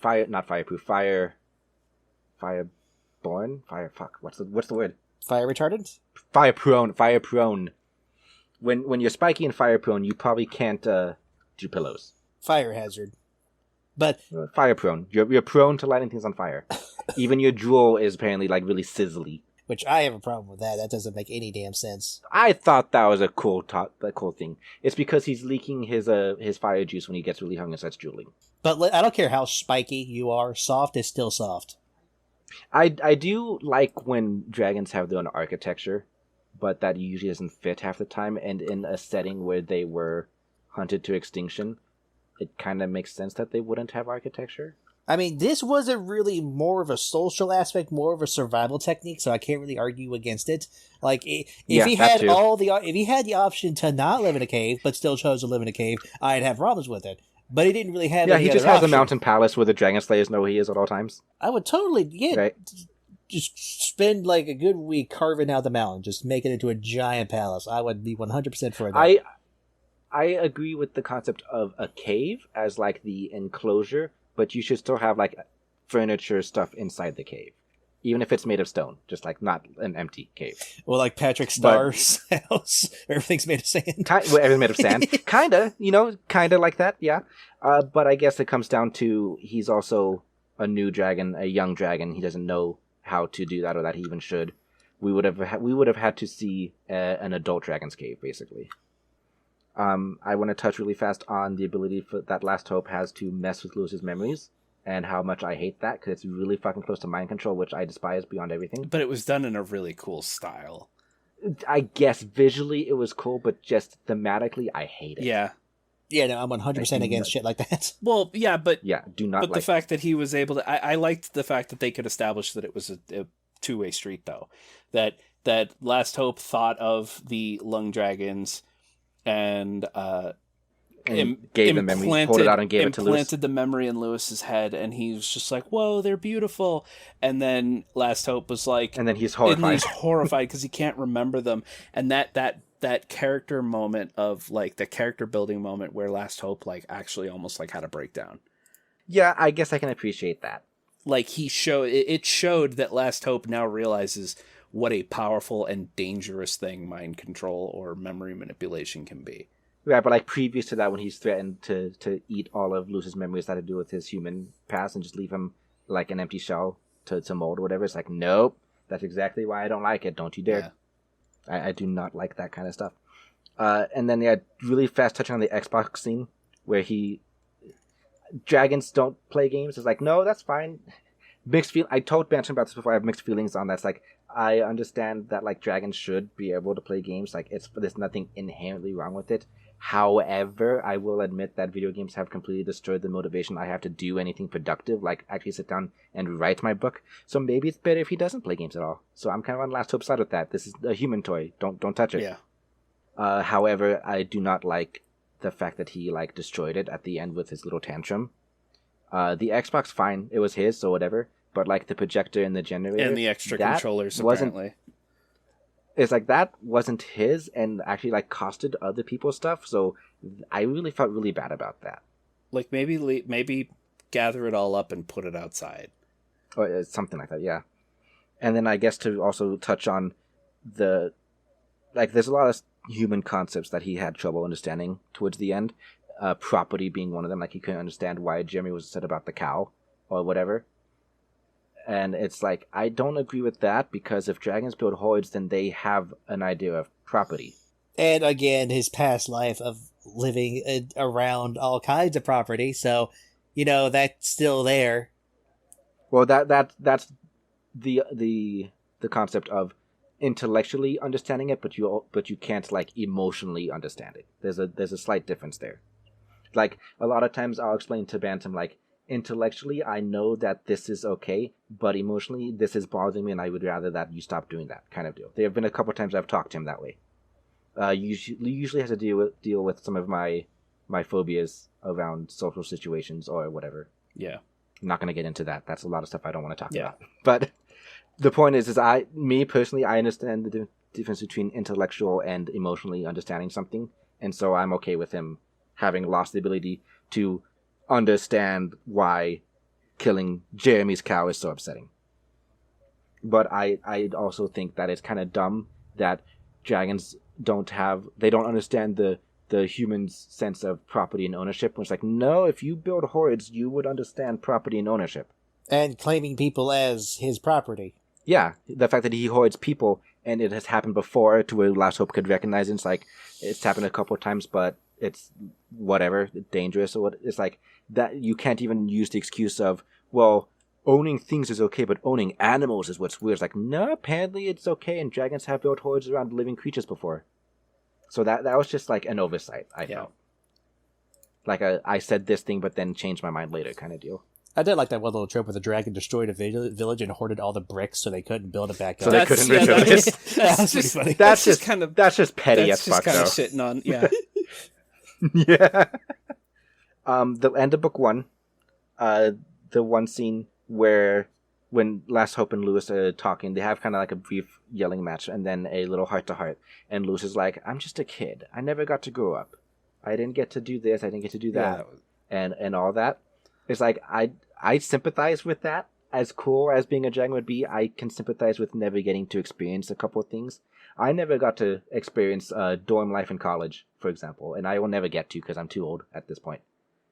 I can go to college, but I'll never like live in a dorm and have like a 21-year-old roommate and be like, hey, let's go to parties and whatever. And like starve. I'll never get to do That's that. that's not true though. Like I haven't been to college either, but I know lots of people who have, and they describe that college life is pretty much just universal for everybody. Yeah, you might get a roommate who is Well, the point, I will never live in a dorm because I have a partner that I live with and we have a house. It's like I'll never have that aspect of it. Yeah. Like a lot of other stories, Harry Potter being one of them, where like people will like live on school grounds, whether it's like some weird like boarding high school or like an actual college or a fantasy thing where you get shipped to this magical college, like whatever. The aspect of living on school grounds, I will never get to have that experience. And it sucks a little bit because I like building experiences. I like collecting them because it's just it helps when you try to like build universes and worlds and stories and all that. Have to. Yeah. Honestly, that sounds a little lonely to me. But again, Well, the point is that's something that I will never get to experience. We're talking about a lot of the scenes where it's like all like, ooh, dragons eat people, chomp, chomp, chomp. But it's like it's nice to kind of just like mention some of the more like emotional scenes. Like the other one is when he was trying to sneak back and see his mom, and like the whole "why does she smell good" part aside, the concept of just sitting there with like your mom who thinks you're dead and who thought you were dead but now thinks you're out there, and it's like for whatever reason, and he could be completely wrong in his assumptions, and you guys may not agree with the way he handled it, but for whatever reason you can't tell her you're okay is just heartbreaking. yeah, I don't agree with that. I mean, if you he didn't really seem that hesitant to tell his best friends, like, it's me, Lewis. And it's like, dude, at that point, tell your fucking mom. Yeah, I mean, I'm trying to be realistic about this, like how I said earlier that I would tell YouTube, but I wouldn't want to know the general public to know until I got like a good read on how things were going to go down. I don't know at what point I would be willing to tell my parents. It's all about good public. It's all about good first impressions. You just get I go on like the exact. I completely believe Ray, because when I just telling your friends but not your parents. Yeah, because when he was in the hospital getting his appendix removed, his partner was like, "So when are you gonna call your parents?" And he's like, "Later." I'm going to call him after the After operation. the operation, after it's too late. Because the entire time I was in the hospital being sick and in pain and all that, it was the middle of the night, so she would have been asleep. So it would have been, I'm going to call her and leave a voicemail, and then I'm going to be unconscious when she's up because of the medication. So she's going to wake up to a voicemail of, hey, Mom, I'm in the hospital, my appendix is about to burst. And then nothing. That's torture, and I was not going to do that to her. But then when he was all better, quote unquote, when he was conscious, and he called her post operation, they went fine, and I was loopy, but I was okay. So it's like, okay, I'm a dragon now, and my friends know, and I've kind of understood. Right, but it also comes down to how much would they believe it. I mean, that's why you get your friends to go. But anyway, I've been kind of dancing around it, but we have to do it now. We gotta talk about my favorite scene in the whole series. The juice box scene. The juice box scene. The juice box scene. Of course, we're going to talk about it. Before you tell your story, I just want to preface one thing. When he first got to the juice box scene, like a month or two ago, before we decided we were going to do this episode, he kept teasing. You mean the first time I read the book? Yeah. That was like almost a year ago. No, because it was recent. No, it's been about a year ago. He's been juice boxing it up for a while now. All right, well, yeah, then because my concept of time is I commissioned the picture to be reminiscent of the juice box scene like last autumn. Oh, okay. And I just got it like a couple months ago, so that was a really slow artist. But it's been like almost a year. Okay, whatever. Regardless of the time, Ray kept joking, like, "Do you want to be my juice box?" And I was like, "No," because he told me what that scene was, and I was like having my head bitten off and just pouring blood. No, I don't. And it got so invasive that I actually snapped in the car one day, and I was like, "Enough! I'm not going to be no juice box." And he's just like, "Okay, no more juice box." All right. Anyway, go ahead and tell your story. So I just wanted to mention it's my favorite scene, and listeners, it's my favorite scene. and like insert clip of Community's Dean. It's better not awaken anything in me, kind of deal, because that's exactly what happened. But it's the scene where Lewis is starving and the cop is there, and he finds the cop and just like bites the head off, rolls on his back, and starts drinking the blood. And it's like, I don't know why. And you're all going to think I'm like psychopathic. But it's like, again, I want to preface this as like, I'm not going to do this kind of stuff for real. Again, if I woke up as a dragon, I'm not going to go and hunt people down. But just like from a story perspective and like a visual aesthetic, it was just very pleasing to me. And I don't know why. I think it's because most stories don't usually get this, let's say, gritty or grim dark about these kind of things. A lot of it gets like hand waved, and like even like movies that try to be like very action packed movies when they throw like dragons and aliens and stuff in there, a lot of times they'll like cut away, like the camera will cut away, or they'll like gloss over it or whatever. Well, that's And more I of a guess special effects deal than actual writing. whatever You the have... whatever the reason why, but they just do it, right? A lot of the stuff is like not really touched on, and so I think it's just really refreshing to see this very visceral and very what I think would be a very realistic side of things, and that's probably why I liked it so much. It's also why a lot of times in books I enjoy when there are like adult scenes or adult jokes, even if it's not supposed to be like an erotic book. Like I'm going to use Temeraire as the example. Temeraire is 100% not an erotic book. It is not an adult novel. It is not meant to be that at all.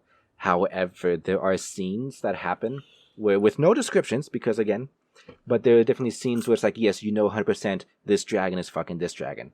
Or, you know 100%, they have a joke, a masturbation joke where the dragon ends up like jerking off in the lake. And while they don't use very crass language about it, it's very obvious that it happens. And it's a really funny scene, and we'll read the book eventually so you guys can see it. But the point is, I just appreciate when authors tackle that kind of topics. It feels nice to just acknowledge that it happens. I think that's why the juice box scene is like one of my favorite scenes. Author, if you're listening, thank you for tackling the juice box. The juice box scene. Believe it or not, straight to jail. Bantam did not like the juice box scene. I did not like to do. It's the one that actually almost made me sick. I was just so I was playing a phone mobile game that does not require thought or reading. It's just a game where you tap at the screen a bunch, right? And that way, my part of my I guess you could say my ADHD was focused on that while I could listen to the book. My brain was completely focused on the book while my hands were focused on something else, right? And I was listening to the book, and it got to the cop scene, and I kind of got a little like, and I was like, I stopped my game, I put my phone down, and then I thought about like, do I pause it? Do I skip forward a little? Do I drag the little slider away? And I was like, no, maybe that was the worst of it. And then it got worse. and when it got worse, I actually felt, like that feeling where you feel like something is trying to crawl up your throat. And I went, ugh. And I was like, nope. And I had to skip forward to an indeterminate time. And I did not skip enough, because then the very next word that was said almost made me throw up completely. So I just skipped ahead. What was the word? Was it brain? It was I think it was the part where he rolled over and was like sucking on the upper torso, but he was like, it was right before that. I think it was mentioning the brain or the eye.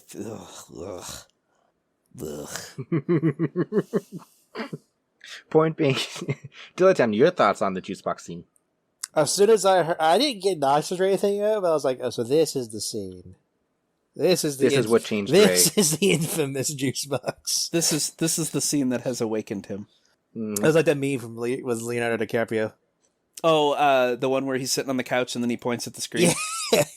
That was pretty much my reaction. Dilettante and I are able to communicate in memes. Yeah. Yep, there it is. Our audience posting the meme in our group chat. Our live studio audience that you too can be a part of. For only $5 a month. But yeah, I just wanted to touch on that because it's my favorite scene. And again, I like it for the author's willingness to include very real, visceral aspects of stories in stuff. Things that most people are too scared to touch on because they want to remain open to a much wider audience. Well, I think they do it because they want to remain marketable, but this book proves them wrong, because this book, well, it's self-published, and the thing is, most other authors are trying to like get Penguin or Scholastic to pick them up. Well, then those people come in and meddle with your shit, and they ruin your book.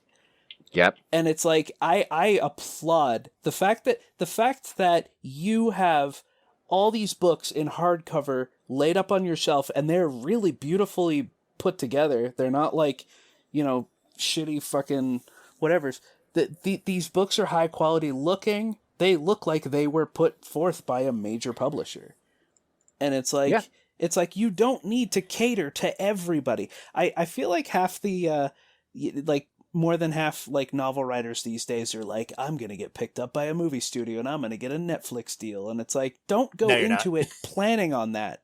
Well, not anymore, but don't go into your writing doing that. Write what you love. Write what speaks to you. If that shit comes to you later, like if someone's like, hey, we want to turn your thing into a miniseries, then congratulations, go for it, and definitely get it in writing that you're in complete control, because they will fuck with your shit. Oh, yeah. But, these books, I really like them. I mean, granted, it's like there's probably going to be a couple more scenes I'm going to have to skip over. But okay, so I say the juice box is my favorite scene. That's a lie. Yeah. It's my second favorite scene. Oh, my God. There's another scene that I love so much more, and I don't remember if it's as bloody as the juice box scene. Like, it's bloody in concept, like what's happening, but I don't remember if like the writing, the words used and what he's focused on, because it's a much bigger scene. There's a lot more happening. It's almost like a battle scene to where you can't focus on one thing because there's a lot going on at the same time, kind of deal, right? And that scene's my favorite because of the emotional aspect of it, less than the what is actually like literally happening kind of deal. Mm-hmm. It's in book 5, and I'm looking forward to when we get to that, because I have considered the thought of, if we got to book 5 for the show and you guys are reading it, that I would tell you to stop before it, and then we'd all get in like a call together, and I'd probably record it just to get your guys' like reactions, and we would like read that bit together, because that's how much I love that scene. Because I need to just know you guys' reaction to it when we get there. Do you want to just record me throwing up? I'll just do that for you. Okay. Have me read it, and then he... You're nothing but gags. Maybe I'll have to read it, like I'll read it to both of you, but I'll do it in Bantam's room so I can just watch him. Oh my god. But yeah, those of you who know, you know. I'm just going to say the Rocktooth scene, and you'll probably know what I'm talking about. But yeah, that's all that these two are going to get until we get there. Why'd you say teeth? One of the scenes just blood came back from my memory when he was transforming and he was like pulling his old teeth out, and like, oh, why? Why do people have to include teeth things? Okay, I told Bantam this before, and I'll tell you real fast. We're going super long in this episode, but there are a couple things that are tools they can hide in your toolbox that, as an author or a storyteller or whatever, you can use to make people uncomfortable. Teeth is one of them. Fingernails is another one, and I think eyeballs is another as well. Yeah. And the example given was somebody, like the writing podcast I was listening to where I got this from. They were talking about how they were DMing a game, and they were describing like this room, and there was like this door, and there was something terrible beyond the door. And he said what he had to do to make sure his characters understood that was, when he described the door, he said that there were like claw marks in the door, like if somebody was clawing trying to get their way out. But like at the bottom of the claw mark was the bloody fingerprints of the last person still stuck in the door. And the second he said that, everyone just like, nope, the fuck out. Yeah. But yeah, that's just fun fact. That's a nice If you want to make fun people fact. squirm, if you want to make people squirm, use eyeballs, teeth, and fingernails. Nope, Tristan, next we don't talk about that scene. Shush. You didn't like that? Oh, whatever. You Okay. Listen. We had like pre fucking podcast book clubs. You know how I felt about that damn scene. The fucking I actually can't remember that scene very well. Like your reaction to it, I mean. well, the reaction. I was very adamant about it. For those who aren't part of our $5 audience, he's talking about Wings of Fire, the second book. There was one of the dragons who was getting tortured. Apparently, he had his teeth pulled out, and that entire segment of the fucking audiobook, I was cringing so hard. Like, forming into a ball about to collapse into like a fucking black hole of just how compressed I was becoming. No, I guess Dilettante is weak to teeth, apparently. That's what. No, I cringed so hard. All right, that's good to know. No, it's not. This is now a core memory. This is a weapon I can use. Awesome. Keep that in mind if we play D&D again. Yeah. As soon as if you do anything, I am jumping out of Discord out a window. I hope you go out the window before disconnect from Discord so I can hear the glass shatter. All right. So to wrap up. Okay, no, there's another thing I want to talk about. Okay. Go fast. Again, I know we're going long, but like, my mistake. 2 books at once. It's just a 6-book series. The thought of doing it for 3 months is like, what can we do to speed it up? So it's like try to combine 2 of them. Bad idea. The other thing I want to talk about, and we'll see if this stays in the show because this is like very personal and kind of cringeworthy. It's the scene where Lewis is sleeping and Becca and Lucy go to talk to him to warn him about the Dragon Slayers and his parents knowing he's alive, right? Mm-hmm. And so he's laying there like on his back and his butt's in the X's against the wall. A very uncomfortable sleeping scene. And then they try to wake him up. And then he wakes up, like looks at them, rolls over, and they're like, Lucy, get the canister, right? And then they spray the body spray, their self-defense measure. That scene lives in my brain rent-free forever. I envision that scene. There will be times when I'm laying in bed and it's like an hour before I have to go to work, or like, you wake up and you're like, oh, I got an hour of sleep left, and you go back to bed, right? Mm. So for whatever reason, I'm expecting Bantam to come and wake me up because we got to go to work, or because we're going to go play games, or because we're going to go see a movie, or whatever. And every time I'm sitting there and that scene goes in my head, I'm like, and I'm imagining I'm the dragon laying down my back and Bantam's going to come wake me up, and it's just, I don't know why, it just brings me such joy. Just because that's how I imagine it would go down. And it's just such a cool, really fun, just I love it kind of thing. It's like sleeping dragon, person comes to poker, dragon wakes up and the guy gets like scared and takes a few steps back. It's like, I don't know why, it just vibes with me so hard. I'm sorry, that was a strange thing to say. You're fine. I just don't really know what to say to that. That's the thing. Yeah, Tresney says usually it's the scare, the scene. There's just the way everything played out. The Axe body spray being a self-defense against the dragons is really funny, but I don't take it seriously at all. But it's really funny and it works for the story. But it's like I don't see how that would actually work. I mean, it's not like dogs are the strongest smellers on the planet, and they don't freak out when you freaking Axe body spray. So I don't see why a dragon would either. Yeah. But to wrap up, this is coming from somebody who, and I explained this to Ray, and I want to explain this to my listeners as well, because it did come up in private with someone else at one point.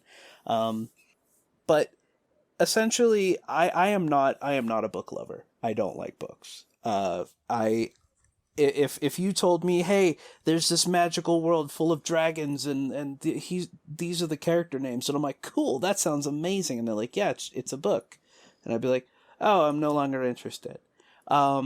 If you made it a video game or a movie or a TV series, I'm immediately interested again. It's just the way I am. I'm a very visual person. Show, don't tell. It's very hard for me to get into a book, and that's why I have come down hard on a lot of books, because I'm not being mean to a book because, I enjoy just upsetting people. This book I actually really genuinely enjoyed. Despite the fact that it made me sick, and there's a character in it I despise with a fucking burning passion, I do recommend this book, even though I am not a book person. And that says a lot to me, because, and I do think that the things that helped it along were not using, obtuse language. Oh, he said obtuse instead of complicated, whatever. But using simple language that anyone can understand, and to some authors, they might turn their nose up at that and be like, well, you're appealing to, the common denominator. And it's like, good. I want to feel welcomed into your world, and the moment you start making me feel unwelcome, I'm going to take that personally, and I'm going to stop enjoying your book. Which is why I could not enjoy Mating Flight, which is why I couldn't stand Tooth and Claw. The fact that it's become a meme, that word couchant, and it's like... A meme between us. A meme between us, yes. But it's like, I understand from your point of view that when you see a dragon sitting in a particular way, you're like, there's got to be a word for that. If you ever have to look it up and go, couchant, oh, perfect, I throw that into my story. Don't. It's like, if you are an author and you are trying to figure out what a word is, and so you look it up and you find like this complicated ass word, just dumb it down for the rest of us, because no one wants to stop reading a book and go look something up. And that's... It really depends on the intended audience. I mean, if you want your entire audience to be snooty assholes, then sure, go for it. But it's like... Also, like, I understand your point, and a lot of it I agree with on Mating Flight, specifically, because that got really esoteric from time to time. That book was an author's choice. Dream. It was the author's choice to try to make it sound as alien as possible, because they're trying to write from a very alien dragon point of view. Yeah. Which, I understand your complaints about that. As far as couchant goes for Tooth and Claw specifically, considering the time period it was trying to be reminiscent of, I feel like that was fitting. Maybe.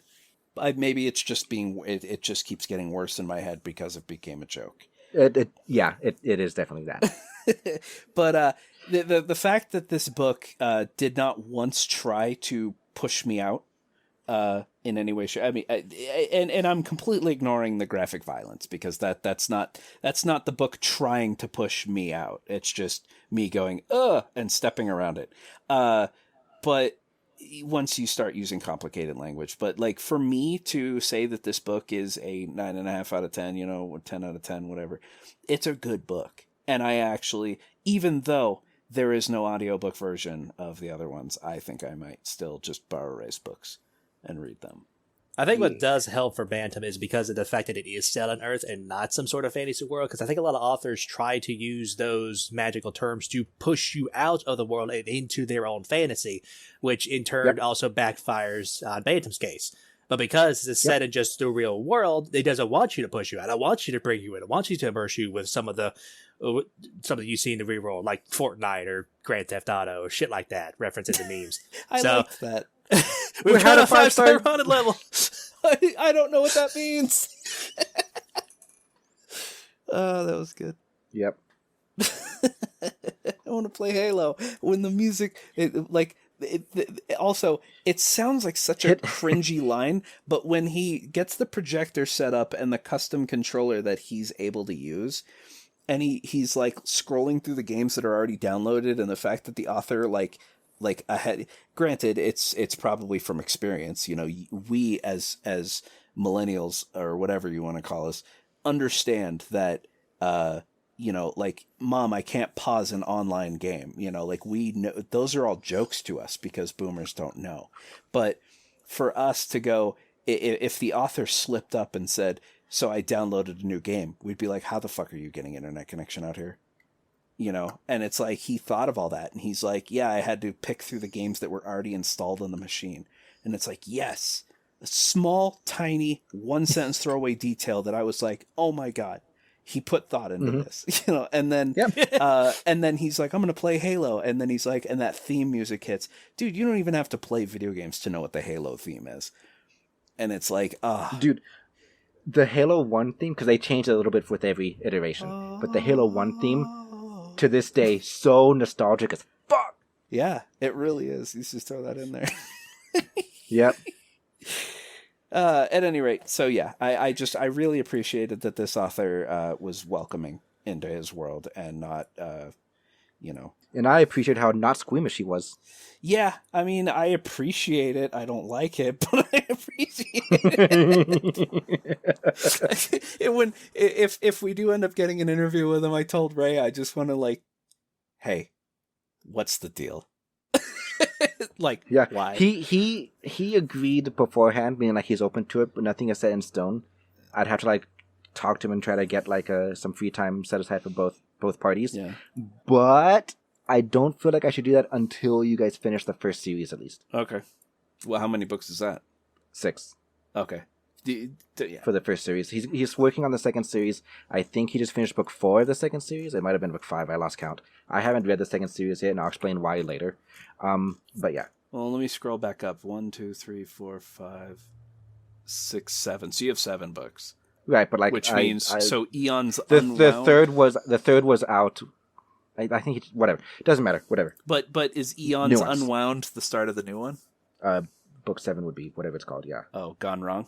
Yeah. Something. All right. Anyway, let's wrap this up. Yeah.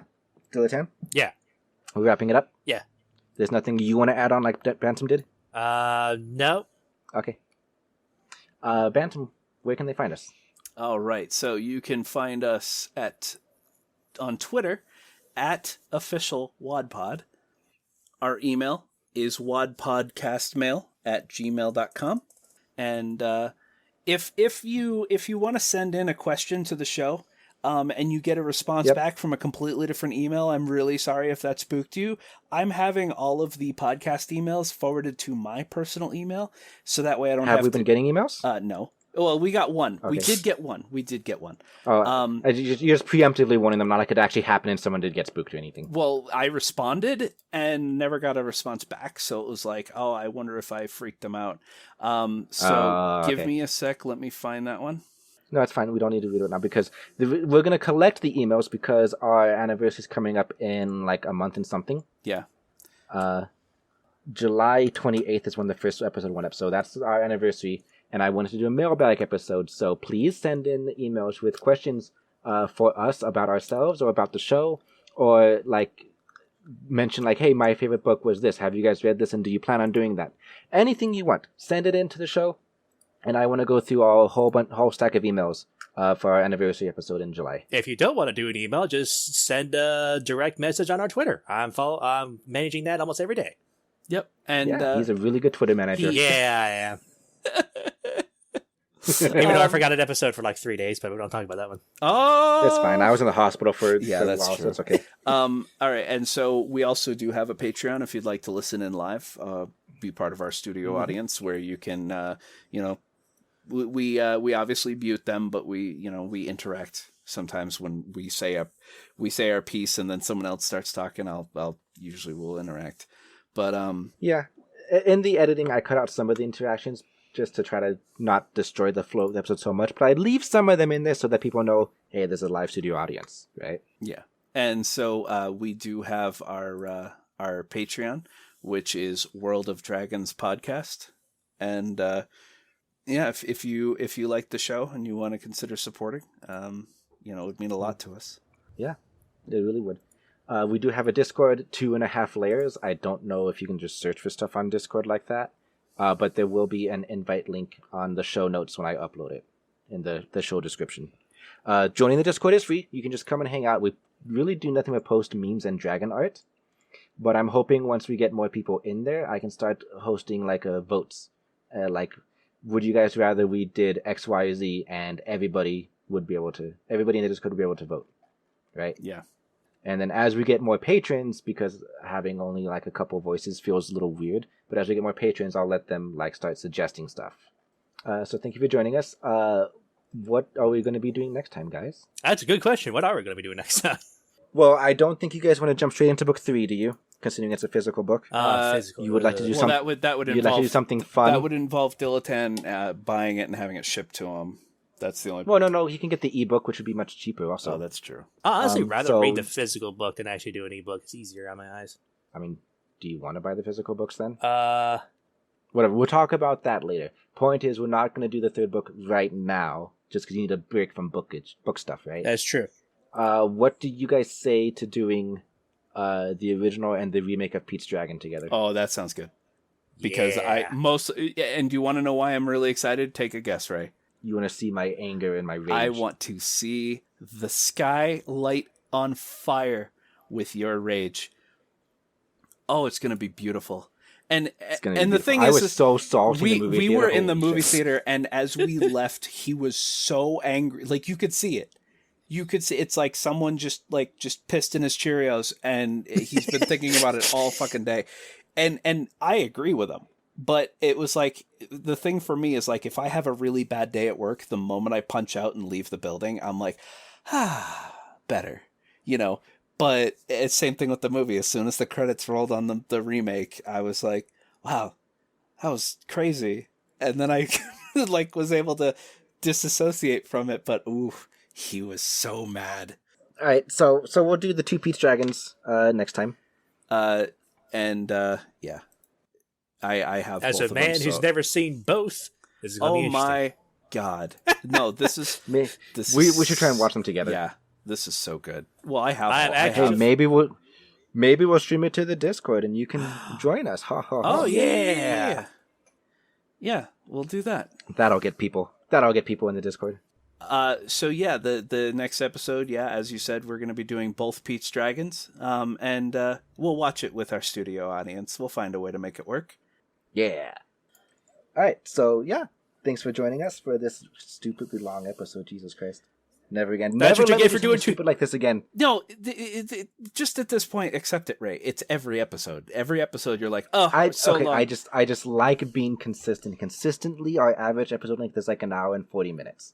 And so going an hour over that just feels really wrong. But we never have a script. We just improv off notes the entire time. So you never know how long it's going to be. That's the problem. That's why I try to combine things. Because I'm like, a 6-hour audiobook, sure, there can't be a lot to talk about there. It's like, oof, apparently there is. As a podcast listener, when if I really enjoy a podcast and I see like every episode's 45 minutes or an hour long, and then I see a 2-hour long one, I'm like, oh, fuck yeah. It really depends on the episode, I guess. Yeah. Like, all right, I'm gonna stop. Yeah. Okay. Goodbye, people. Goodbye. Goodbye, delicious looking humans.